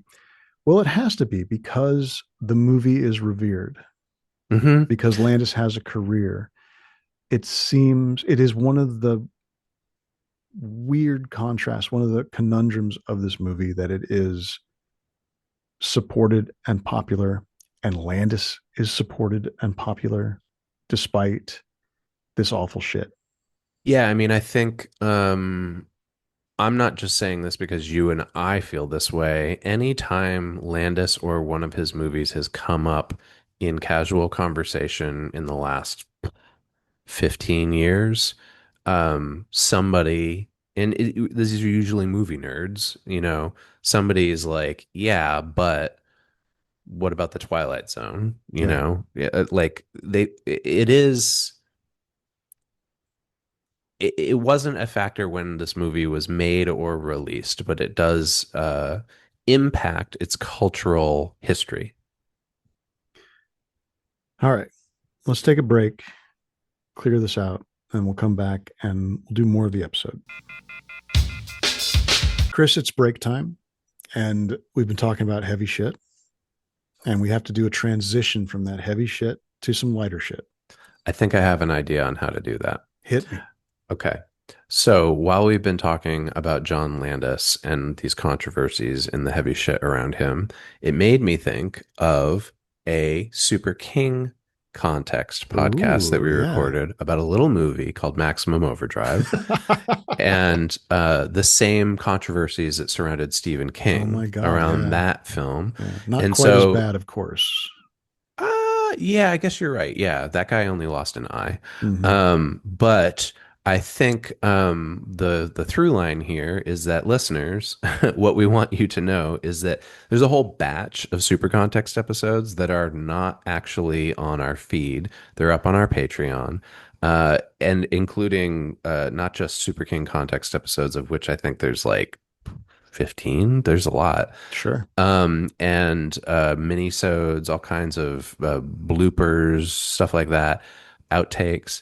There's posts by us on there, and you can get all of that for just $1 a month. We would love to have you as part of the community. And who knows, maybe one day I'll convince Chris to start upselling everything and we'll do some extra content now. Ugh. And we're back. Okay.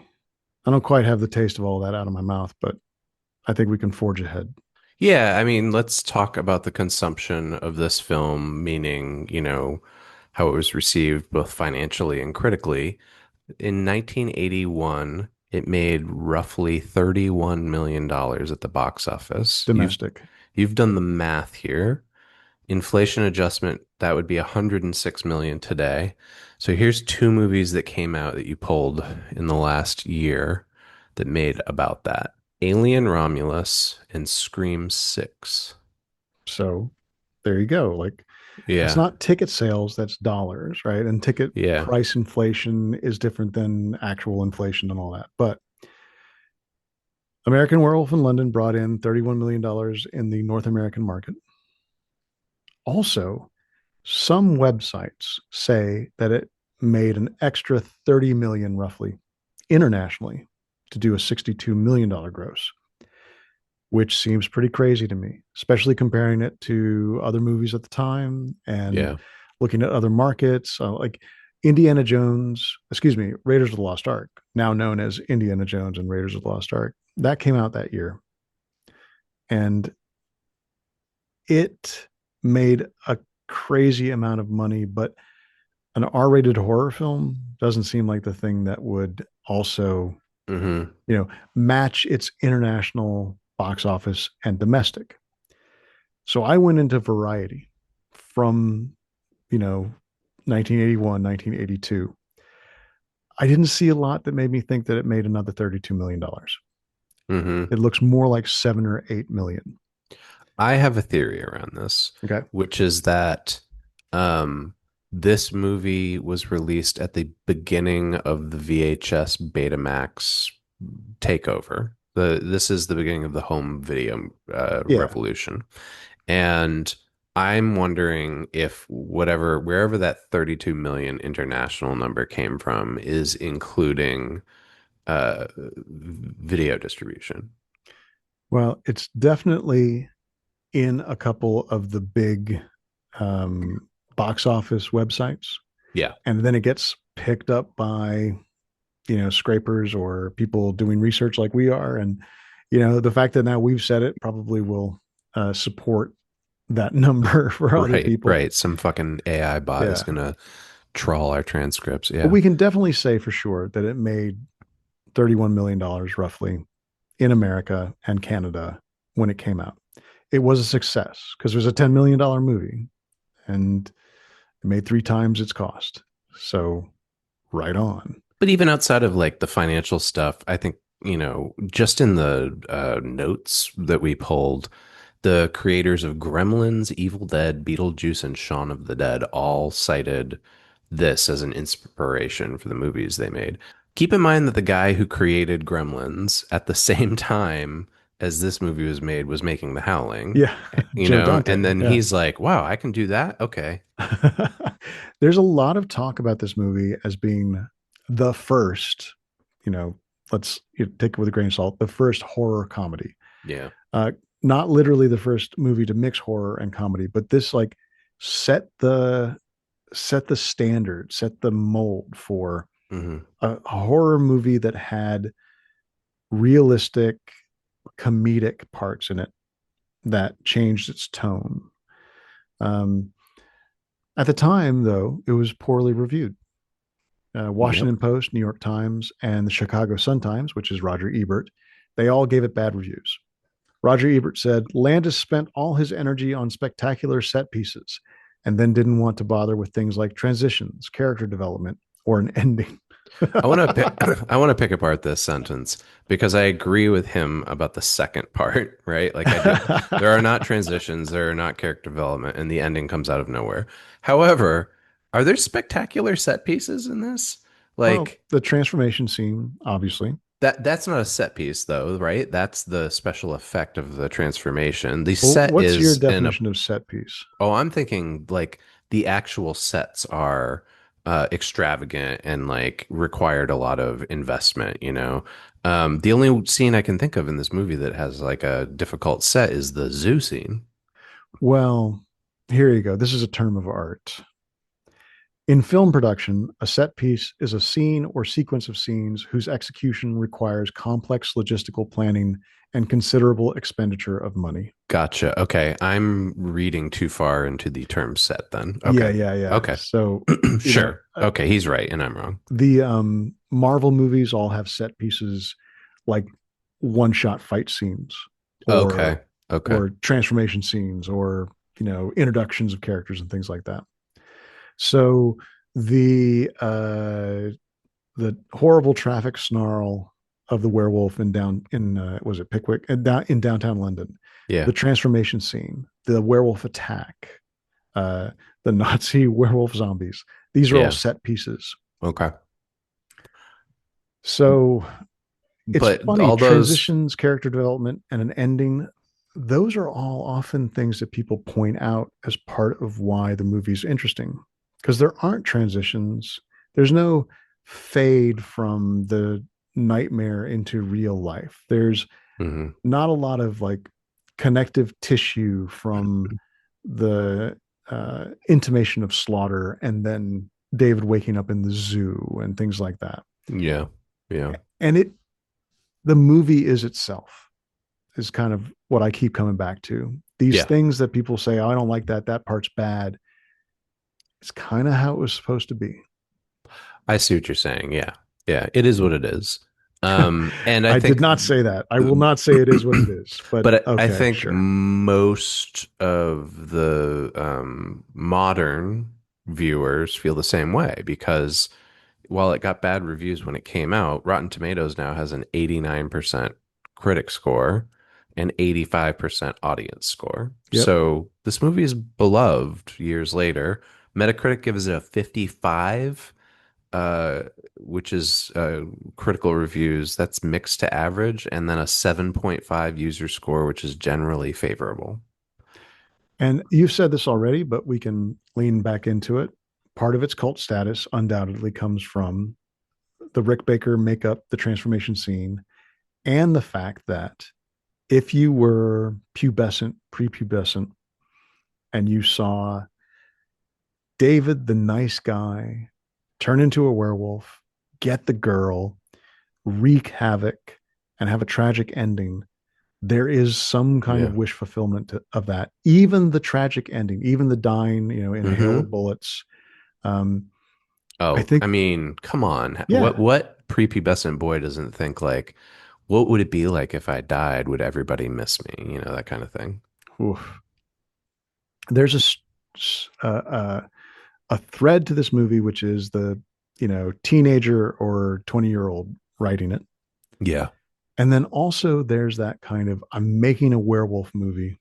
I'm making a funny werewolf movie. I'm going to swing for the fences in particular ways. Hmm. Hmm.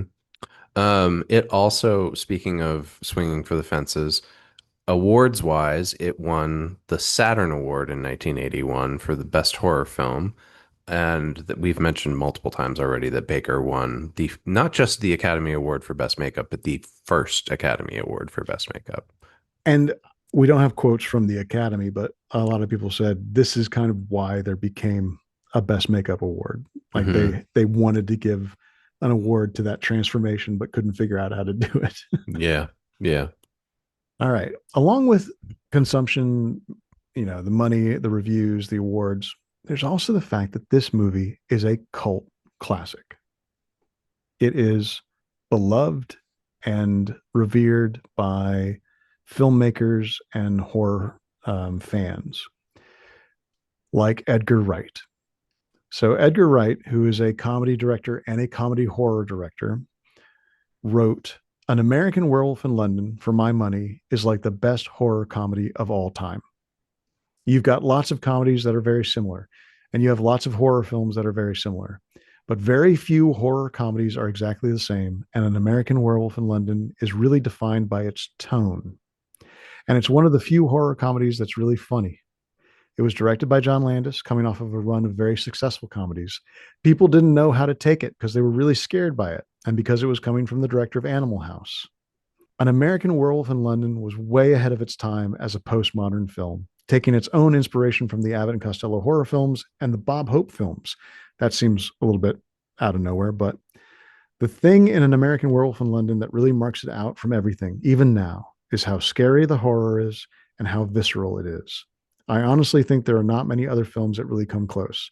The other films that I like, Evil Dead 2 or Peter Jackson's Brain Dead, but both of those are a little more cartoonish and campy. Remember that campy bit. Hmm. Whereas in An American Werewolf in London, it's very funny. It's also very real. Oh, yeah. Yeah, I He's think so. he says it's hugely influential and kind of underrated. That's interesting, right? That it's underrated, even though it's as we've seen, but from the numbers, like universally regarded as a great movie. Um, Not quite universal, no pun intended. well, 85%, but um, yeah. But I mean, that goes to show Edgar Wright's probably a little bit older than me, maybe the same age as you. I And think he's roughly the same age. yeah, Certainly, he had the same experience of seeing the movie when he was 8 or 9. right. Yeah. But he's also operating from a very different context of us, right? Like in England in the early 80s, I think it was a different thing than it was for us. I mean, it would Because have to be. that's where the term video nasties came from. There was uh, I think a little bit more of a cultural pushback against that stuff. yeah.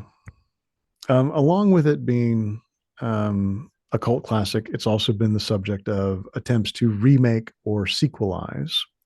In June 2009, Dimension Films was working with Sean and Brian First on a remake that got delayed. And then in August of 2016, it was suggested, in industry reports that Max Landis, John Landis's son, was thinking about remaking the film. And then in November of that year, Deadline Hollywood reported that Max Landis would write and direct a remake. And then Max Landis himself confirmed he had written a draft of the script. And at almost the exact same time, another Landis controversy. Max Landis was accused by a number of women that he had abused them emotionally or sexually. Um, he was, to some extent, canceled or publicly shamed. Yeah, I mean, his career pretty much crashed after this. He's worked on a little bit of things, but I don't think he had the same trajectory that he had previously. There's definitely a gap in his resume, What are 2018, those 2019. conversations like in the Landis household? Um, Well, well, there is we know Landis, Max Landis wrote a letter acknowledging these exactly. accusations in which he compared himself to his father in the Twilight Zone Yeah, he situation. wrote a open or a public letter called "Why I Never Responded to My Public Shaming." And yeah, I mean, I guess the model of that was put in place by his dad. Yeah, yeah. Accusations, stuff happened, but then there was never a legal Hmm. consequence. And so, hey, nothing happened to me legally, so Just keep your let's head keep down and moving. you'll make Coming to America. Yeah, well, Max Landis hasn't done that yet.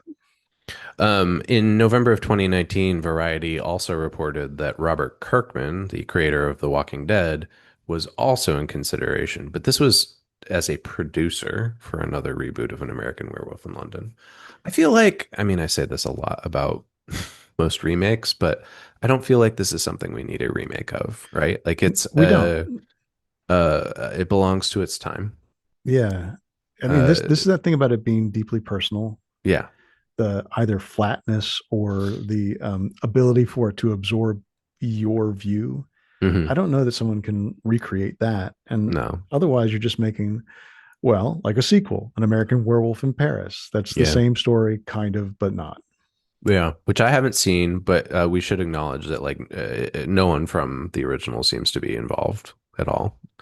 There is also a radio adaptation of this in which several of the British actors come back and play their own characters. The American actors do not, but um, That's in 1997. yeah, that's It was a fascinating. radio adaptation. That is, I know just from like kind of being a quasi Doctor Who fan, that is like another sort of English cultural thing that we don't really have here, which is these radio adaptations of things. There's like a whole thing of Yeah. like radio versions of Doctor Who episodes that have never been made. Or stories starting in radio, like Hitchhiker's Guide Yeah. to the Galaxy was Oh yeah, right. was Yeah. radio narrative. Yeah. Uh, okay, I guess we're still in the cult status, but also now we're kind of in the English thing too. The Guardian in August of 2021 published an article, An American Werewolf in London at 40, John Landis's crafty creative peak. 40 years on from its release, An American Werewolf in London is not a film best remembered for its subtlety. John Landis's then unique, much imitated horror comedy hybrid built a cult following on its gnarly makeup effects, goofy sense of humor, and discordant soundtrack of perky, on the nose pop songs. If it had Moon in the title, it was good to go. But these are broad, brash virtues, a cheeky adolescent sensibility realized with all the toys in the playroom. Revisited today, An American Werewolf in London is indeed a strange, brisk, moody beast. Its plotting lean and sudden, its tone turning on a dime from jokey genre shenanigans to genuine violent terror. That jagged, irreverent volatility is a large part of the film's spell. It's a story of fast, unexpected transition. Hey, that keeps us interested and disoriented with fast, unexpected transitions of its own. It's almost like that review was written in response to Roger Ebert's Right? I review. mean, I think that there's no way you don't see what Roger Ebert wrote Yeah. about a cult film, right? Yeah. And then we've got something this fucking nobody, Jack Bennett, Oh no, wrote. he's worked with Anthrax. Oh man. That's an older brother taking a dig at his younger brother. That's not me. I was just being Are you sarcastic. fucking kidding me, Chris? I believe if anyone's taking a dig. Anyway, my brother, Jack Bennett, who I love deeply, Yeah. wrote a reminiscence, an appreciation of An American Werewolf in London for the book Damn Dirty Geeks Talk Among Us. And this is what he said. People had the gall to label the movie as a horror comedy. Besides goofy moments with the Scotland Yard constable and, for example, bedpans, and a Frank Oz button that feels like it was conceived as a laugh line, all the humor in An American Werewolf in London is rooted in bleakness, sharpened delivery, and represents comic relief rather than comedy business. The comedy relates to the horror, but does not overwhelm it. It's just the entertaining parts between the scary scenes. The same material restaged in uniformly dour, grim tones would leave the scares with nowhere to go but a plateau. The laughs are part of what draws us in and gets us invested. That the funny scenes are the boring parts of other movies underlines their purpose. Even the boring parts of An American Werewolf in London are involving and entertaining. So I haven't read Jack's whole piece about this, but I think what he's getting at here, and maybe he talks about this in the rest of it, is that in good horror there is a pacing of tension and release, right? Yeah, And a lot of people comment that horror and comedy are kind of two sides of the same coin because comedy operates the same way with the tension and with release. It's surprise and release. Yeah. yeah, yeah. And I think that's what Jack is maybe getting at here too, is that like this idea of like, oh, it's a horror comedy. Yeah, but it's also horror and comedy operate under these same parameters, essentially. It's just that what Jack's saying is that during the release sections, it's not uh drama, it's humorous. Yeah. And it's made real by things like kind of jokey comedic banter Hmm. between friends leading up to a scary part Yeah. instead of, you know, uh, attempts at realism that are dour, attempts at realism that are like, okay, nothing's happening here. This is just real life. And now there's horror.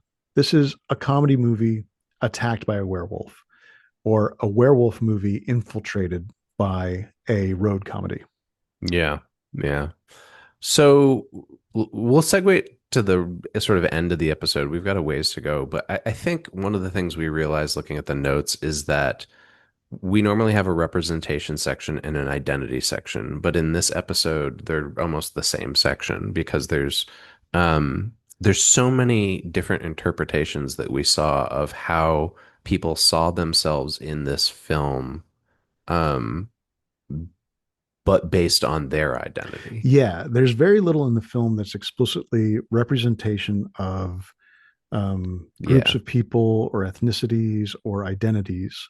There are mentions, and certainly there's, England is represented. But even though it's England, it's pretty uniformly white. Yeah, And there's only one female character, and I don't think it passes the Bechdel test. She talks to another nurse for a minute, but I think she yeah, but they're talks talking about a about guy's David. dick, Yeah, yeah. Um, quite literally. yeah, that's right. I had forgotten about that. Um, but yeah, and probably behind the scenes, I can't imagine that the crew is super diverse. We don't have any evidence one way or the other. But what we do have evidence of is the way that people responded to this and saw themselves in it. Yeah, like the Guardian article that I referenced earlier was written by a man named Guy Lodge, and he wrote, "The comedy component too is slyer and drier than I recalled. As a child in South Africa, its barbs at the expense of Margaret Thatcher's insular, exclusionary, conservative Britain went over my head," meaning he was growing up in South Africa when he saw this movie. "Today, if you squint at it in the right way, there's a faint blueprint for Brexit Island in its depiction of the country's passive aggression towards tourists, its rigid deferral to authority, and its hostile barriers of class." Hmm. Hmm. And he references the moment in the subway when the soon to be slaughtered businessman says, uh, "I assure you that this is in no way amusing," or something to that effect. Right. Yeah. Yeah. And I think he's also referencing the folks in the bar, the pub, sorry. Oh yeah, yeah. And how they're just like, get out of here. Go be eaten by the werewolf that we know is out there right Hmm. now. Along with a portrait of Britain, also people can see um, Jewishness, the Jewish identity in the movie, despite the fact that Landis is publicly an atheist, from a Jewish family, but an atheist himself. And the movie does not really engage Jewishness. It just references it in comedic or violent terms. Hmm. Yeah. Our Yeah. our lead character David is Jewish, and the way that that's made explicit is the nurses talk about the fact that he's circumcised. Right. The werewolf zombies in the home invasion, they read as Nazis, and if David is Jewish, his family is Jewish, so werewolves attack a Jewish family and murder them. Going back to David Crow's Den of Geek piece about the movie, David, like his writer and director, is Jewish, so at night he dreams not of wolves, but of canine esque Nazi demons. In these hallucinations, they kill his parents and his young siblings, and even the nurse he is smitten with at the hospital. When Kurt, how do you say this name? Do you know? I'm gonna say Shidomak. Okay. When Kurt Scheidemann wrote the Wolfman screenplay, he said he was inspired by his German neighbors, who he saw overnight turn into monsters during the rise of the Nazis. Scheidemann was also Jewish and was forced to flee to London and then Hollywood. So the Wolfman Yeah. has this sort of Jewish identity source, and then that lives in An American Werewolf in London without ever being made explicit. And in fact, from the Jewish Horror Review, they talk about a very explicit academic argument in an article called "A Terrifyingly Fragile Border." In his wonderfully insightful essay, "A Terrifyingly Fragile Border: Jewish Assimilation in an American Werewolf in London," Daniel Anderson writes, "Upon his attack by the werewolf, David remembers that though he has been assimilated into the larger American identity, he is still Jewish. Anderson points out numerous places where Landis nudges David's Jewishness into the spotlight, from David's bright blood red jacket, the insistence of the woman barkeep that there is no food, and even the name of the pub, the Slaughtered Lamb, coalesce into an extended Passover metaphor in which David and Jack are the sacrificial lambs. It's important to note that the film's Jewish themes and imagery aren't exactly hidden. Not every reference to Jewishness and Judaism is as subtle as the opening Passover scenes. This is hard to parse. Yeah, and I think let me back up and say this. I think that what we're talking about here is that this movie has the ability for people to see themselves in it. That doesn't necessarily mean that the movie itself was intended for them to see themselves in it, if that makes sense, right? Yeah. So a lot of this stuff that Daniel Anderson is writing about, I don't know was intentional and some of it seems a bit of a stretch to me, or doesn't seem specifically to reference Judaism, but maybe is tangential to it. But the important thing is it's not whether or not like it's true or not. It's that that's how this person sees himself in this film, Yeah. right? They see their own fears and identity realized. In a publication called the Jewish Horror Review, they were able to make the connection that the film's title insists that the outsider element is that David is an American in London, but the subtext of the film suggests otherwise, implying that the real trauma is of being an assimilated Jew in Europe and suffering from the repressed cultural memories of anti-Semitic violence. Mm, It's not it's not pulled from impossible to see symbols, yeah. but it is pulled from a set of symbols that don't seem to be all that lined up by the filmmaker. Yeah, exactly. I think that's a nicer way to put it. Yeah. I'm also, I don't know about you, but I'm a little bit more wary of theories like that without more evidence nowadays than I used to be. Like I was maybe a little bit more accepting 10 years ago of Mm. like a sort of wild, like, this is what this movie means, thing because of the just rampant conspiracy theory, weird Oh, connections, I see. the Okay. the red thread connections that people come up with nowadays. I That's not gotcha. to say like that's not what this guy's seeing in this, but I'm just yeah, I feel myself being more hesitant about I hear you. accepting things like this. I engage this more in the sense that um, there are a lot of very formal theories about this stuff. And so if I accidentally name them while I'm just riffing on them, please don't write me a letter. The author loses ownership of the work once it leaves them, once it's Sure. apprehended by the reader or audience. Yeah. They see in it things that the creator did not put there. And that is right and good because art is an Hmm. engine for interpretation. Uh, in this case, this is going back to that, the quality of this movie that we we're trying to articulate. There's enough in it and there's enough explicit and personal in it that people Yeah. can see things that maybe Landis didn't put in it. But Landis's hero, his protagonist, is Jewish, probably because Landis was Jewish, and he was Yeah. not writing himself, but he was writing himself. Right? And correct me if I'm wrong, but I don't think David Naughton is Jewish, right? He is not. Okay. In fact, here's one of those film trivia stories. David Naughton runs naked through the forest as part of his dream Hmm. sequences, but they had to be careful because he's not circumcised, and the character is. I thought you were going to say that he got circumcised for the movie. I don't know that you would do that, would you? That seems a little You know intense. what? Who knows what anybody would do I swear to anymore? God, man, who knows? Okay. Regulation, that is part of our circuit of culture analysis. It usually doesn't have much to it. This, in particular, is self regulation. Uh, well, no, that's not quite true. We actually did have a moment of regulation that popped up earlier, which was the fact that the movie company was like, in order for us to pay you your That's $10 million true. dollars Yeah, yeah, back, it yeah. has to meet these standards. Yeah. I should. I should be clear about that. Yeah. Not that I think that it was funny when we went through that. I was like, yeah, but like he's not going to purposely make an X-rated movie, you know? Well, people make accidental X-rated movies all the time in this era. Yeah, I mean, RoboCop is a Yeah. infamous example of that. Yeah. So Landis has looked back and said that he had to change and even cut sequences from the film to get that R rating that he had to do to get the Hmm. money.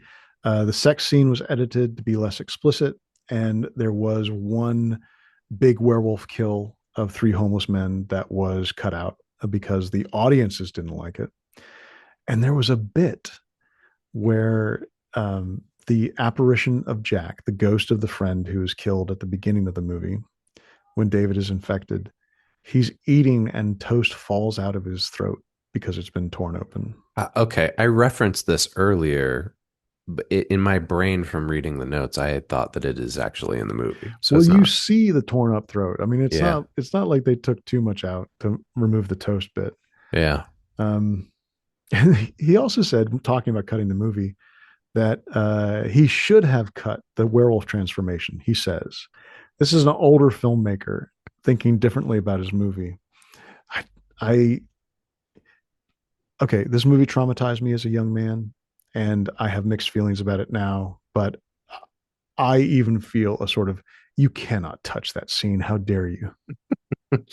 Yeah, I mean, part of me wonders how much of that is the Instagramification of everything, that like the idea that for something to hold attention, it has to fit within whatever the current limitations are of a reel or a Mm, TikTok. You know what I yeah. mean?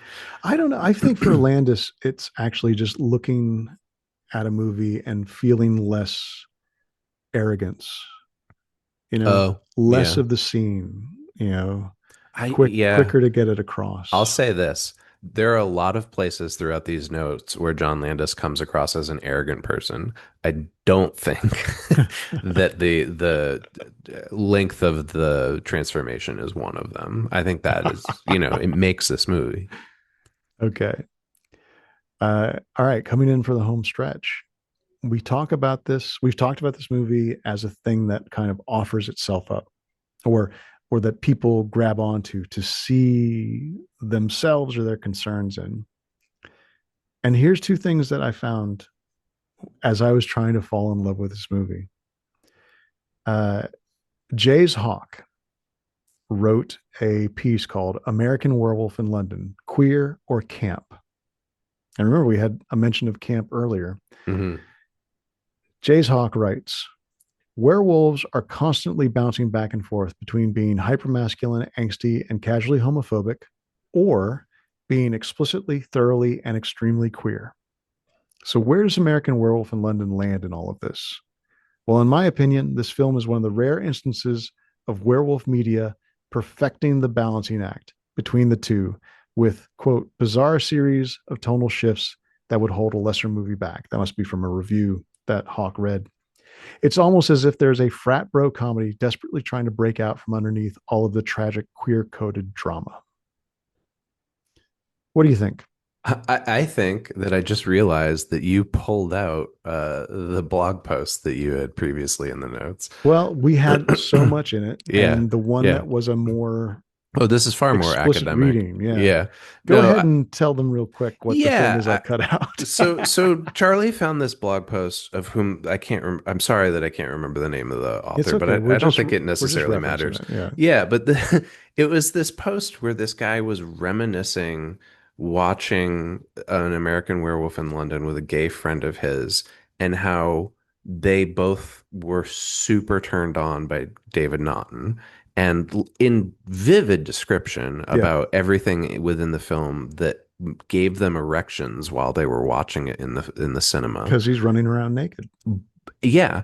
And simultaneous to that, also making an argument for why, as a gay man, he could see himself within the film as the werewolf because of the sort of outsiderness aspect of it, and the being feared and hated. Yeah. The requirements of repression, which is Yeah. also in Jay's Hawks piece when Yeah. they reference Matt Giger talking about the film's theme of repression of identity. He notes that David struggles with the classic where predicament of needing to push down any sign of wolfness out of fear of hurting those close to him.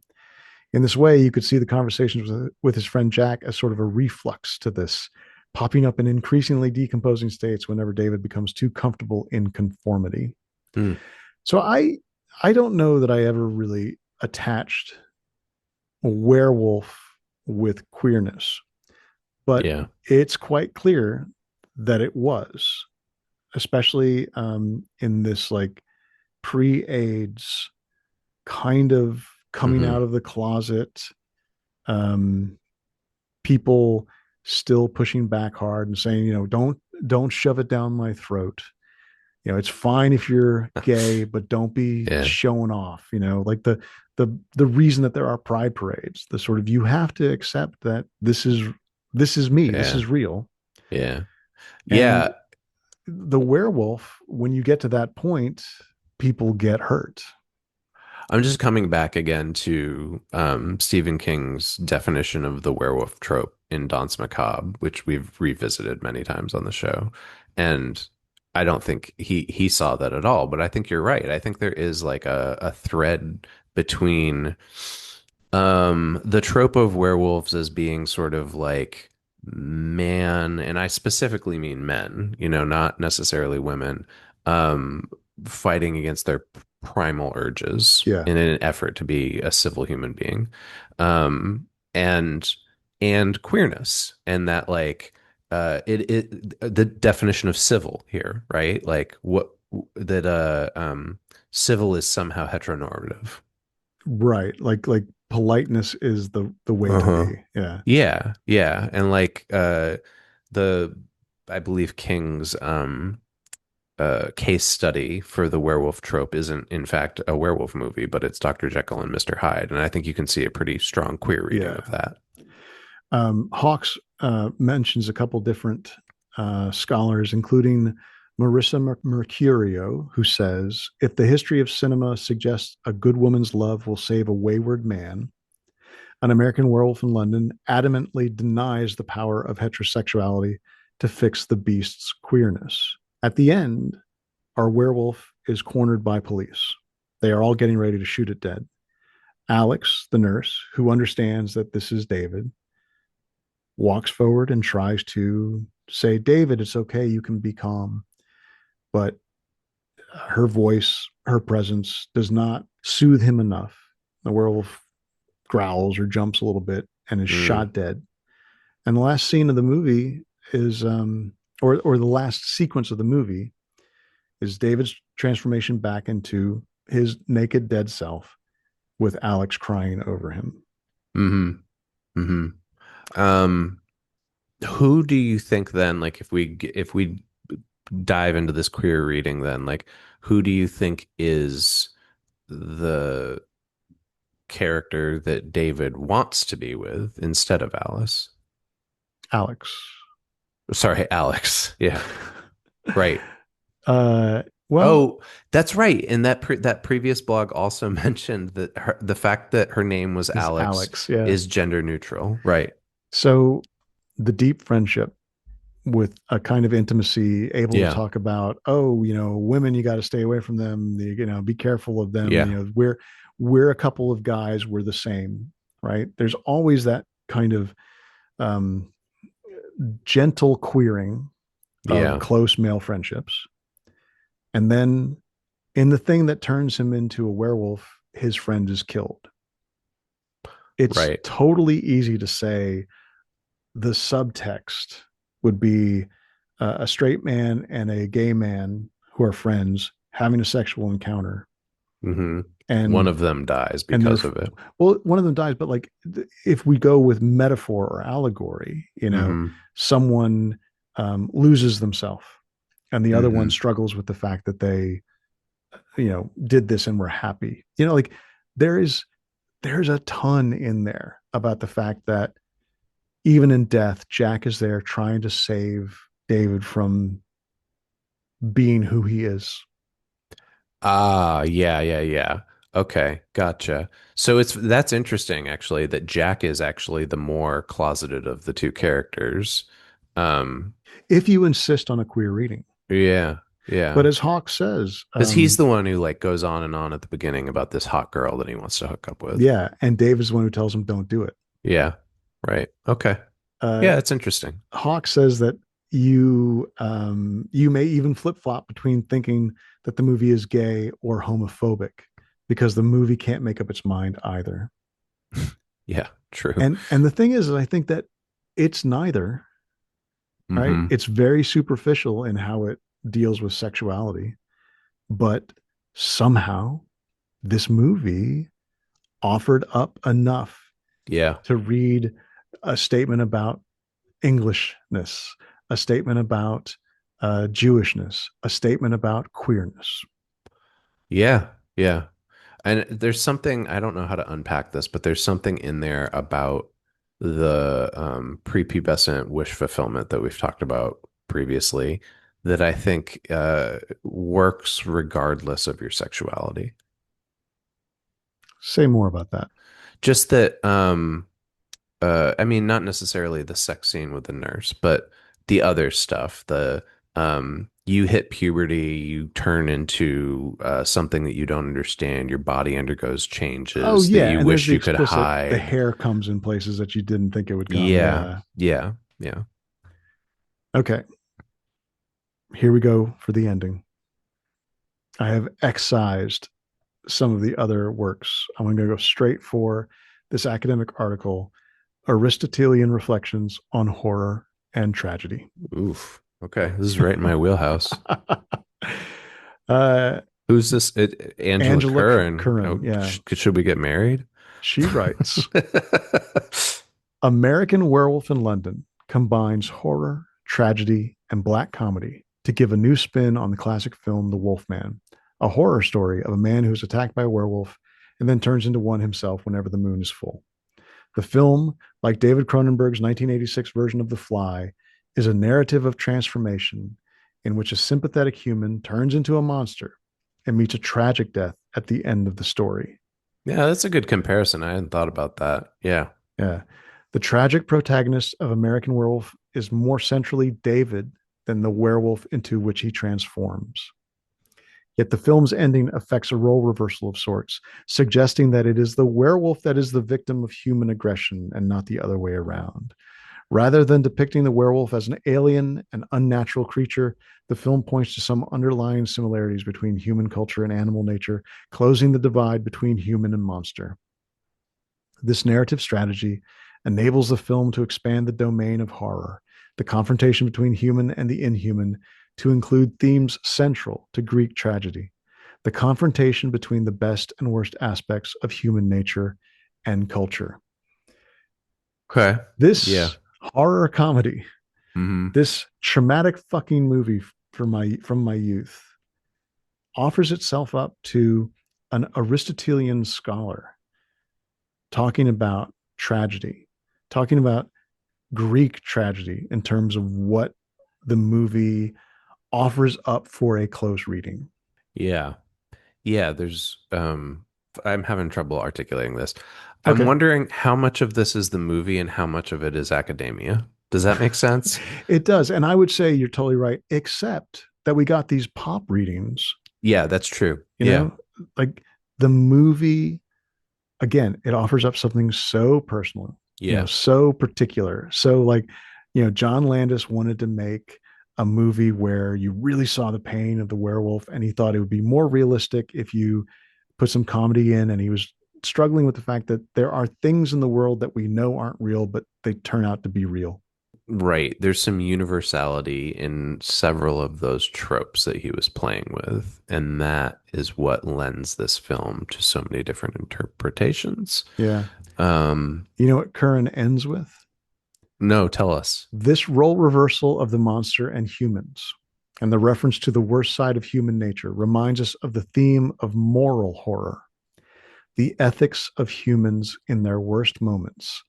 That is American Werewolf's underlying subject. Well, that is the classic we were the monsters all along trope that is present in many horror films, right? Like, Yeah, mostly zombie. A lot of zombie films fall into that, where it's like the zombies are just like a natural disaster almost. It's the way that the humans treat one another that is the real horror. yeah. And this movie draws a straight line Yeah. from the werewolf to Nazis.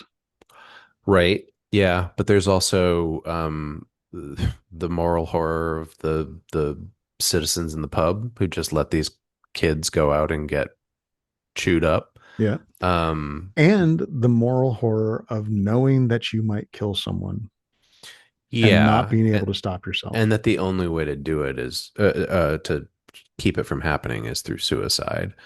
And these are some pretty dark themes that, again, I think are universal is maybe not the right term, but um, they're something that most people can understand, like within the sort of common depression that goes along with adolescence, you know? The the kind of the world's no good or I'm no good of I adolescence. think there's both, right? Like this world's no good. I don't fit in it. I'm turning into something I don't understand. Yeah. Maybe I would be better off dead. If I do exactly what I want to do, everyone will hate me. Maybe, yeah. Yeah, yeah. The fear of that, the fear of not fitting in, and the fear of being yourself. Yeah.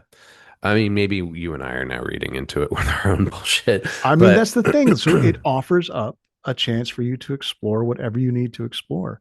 We yeah. could totally do a whole thing about the current political and cultural situation and how it connects back to Oh, the yeah. 1981 film, An American Werewolf in London, and its themes of uh, powerful transformations uh, forced upon unknowing, hedonistic young people that ends with a complete breakdown of social order and individuality. Yeah, and I don't have the wherewithal to unpack this here. You know, maybe this is another episode or something else that we talk about, but the all this talk about the manosphere in the last 8 months. So we're recording this in fall of 2025. There's a lot of talk about the manosphere. There's a lot of talk about what's wrong with men, um, and how it's impacting society. I think what you just described is directly connected to that. So, do you think this movie could inoculate you against all of that? No, I don't think so. Not for me. And I don't know how many werewolf movies I'd have to watch before before I felt like I understood the manosphere. But I would flip it around to you and say, um, has this project of rewatching this movie, doing all this research, recording this episode with me, thinking and talking about this movie, has it helped you to process that trauma and to reposition it inside yourself so that it's associated with something maybe more positive? I think so. I think it's well processed, or it's stuffed so far down that eventually it will burst out of me and make a roaring mess of my life. You've been listening to Super Context, a podcast autopsy of media. How it's made and how it informs our everyday culture. Our theme music is Human Factor by Mile Marker. And you're listening to Drive Fast by 3 Chain Links. All show notes are available at patreon.com/supercontext. And you can email the show at supercontextpodcast@gmail.com. I'm available on Blue Sky as @ChristianSager. And I am not available. I have a scorched earth policy on social media. 2 N's, 2 T's.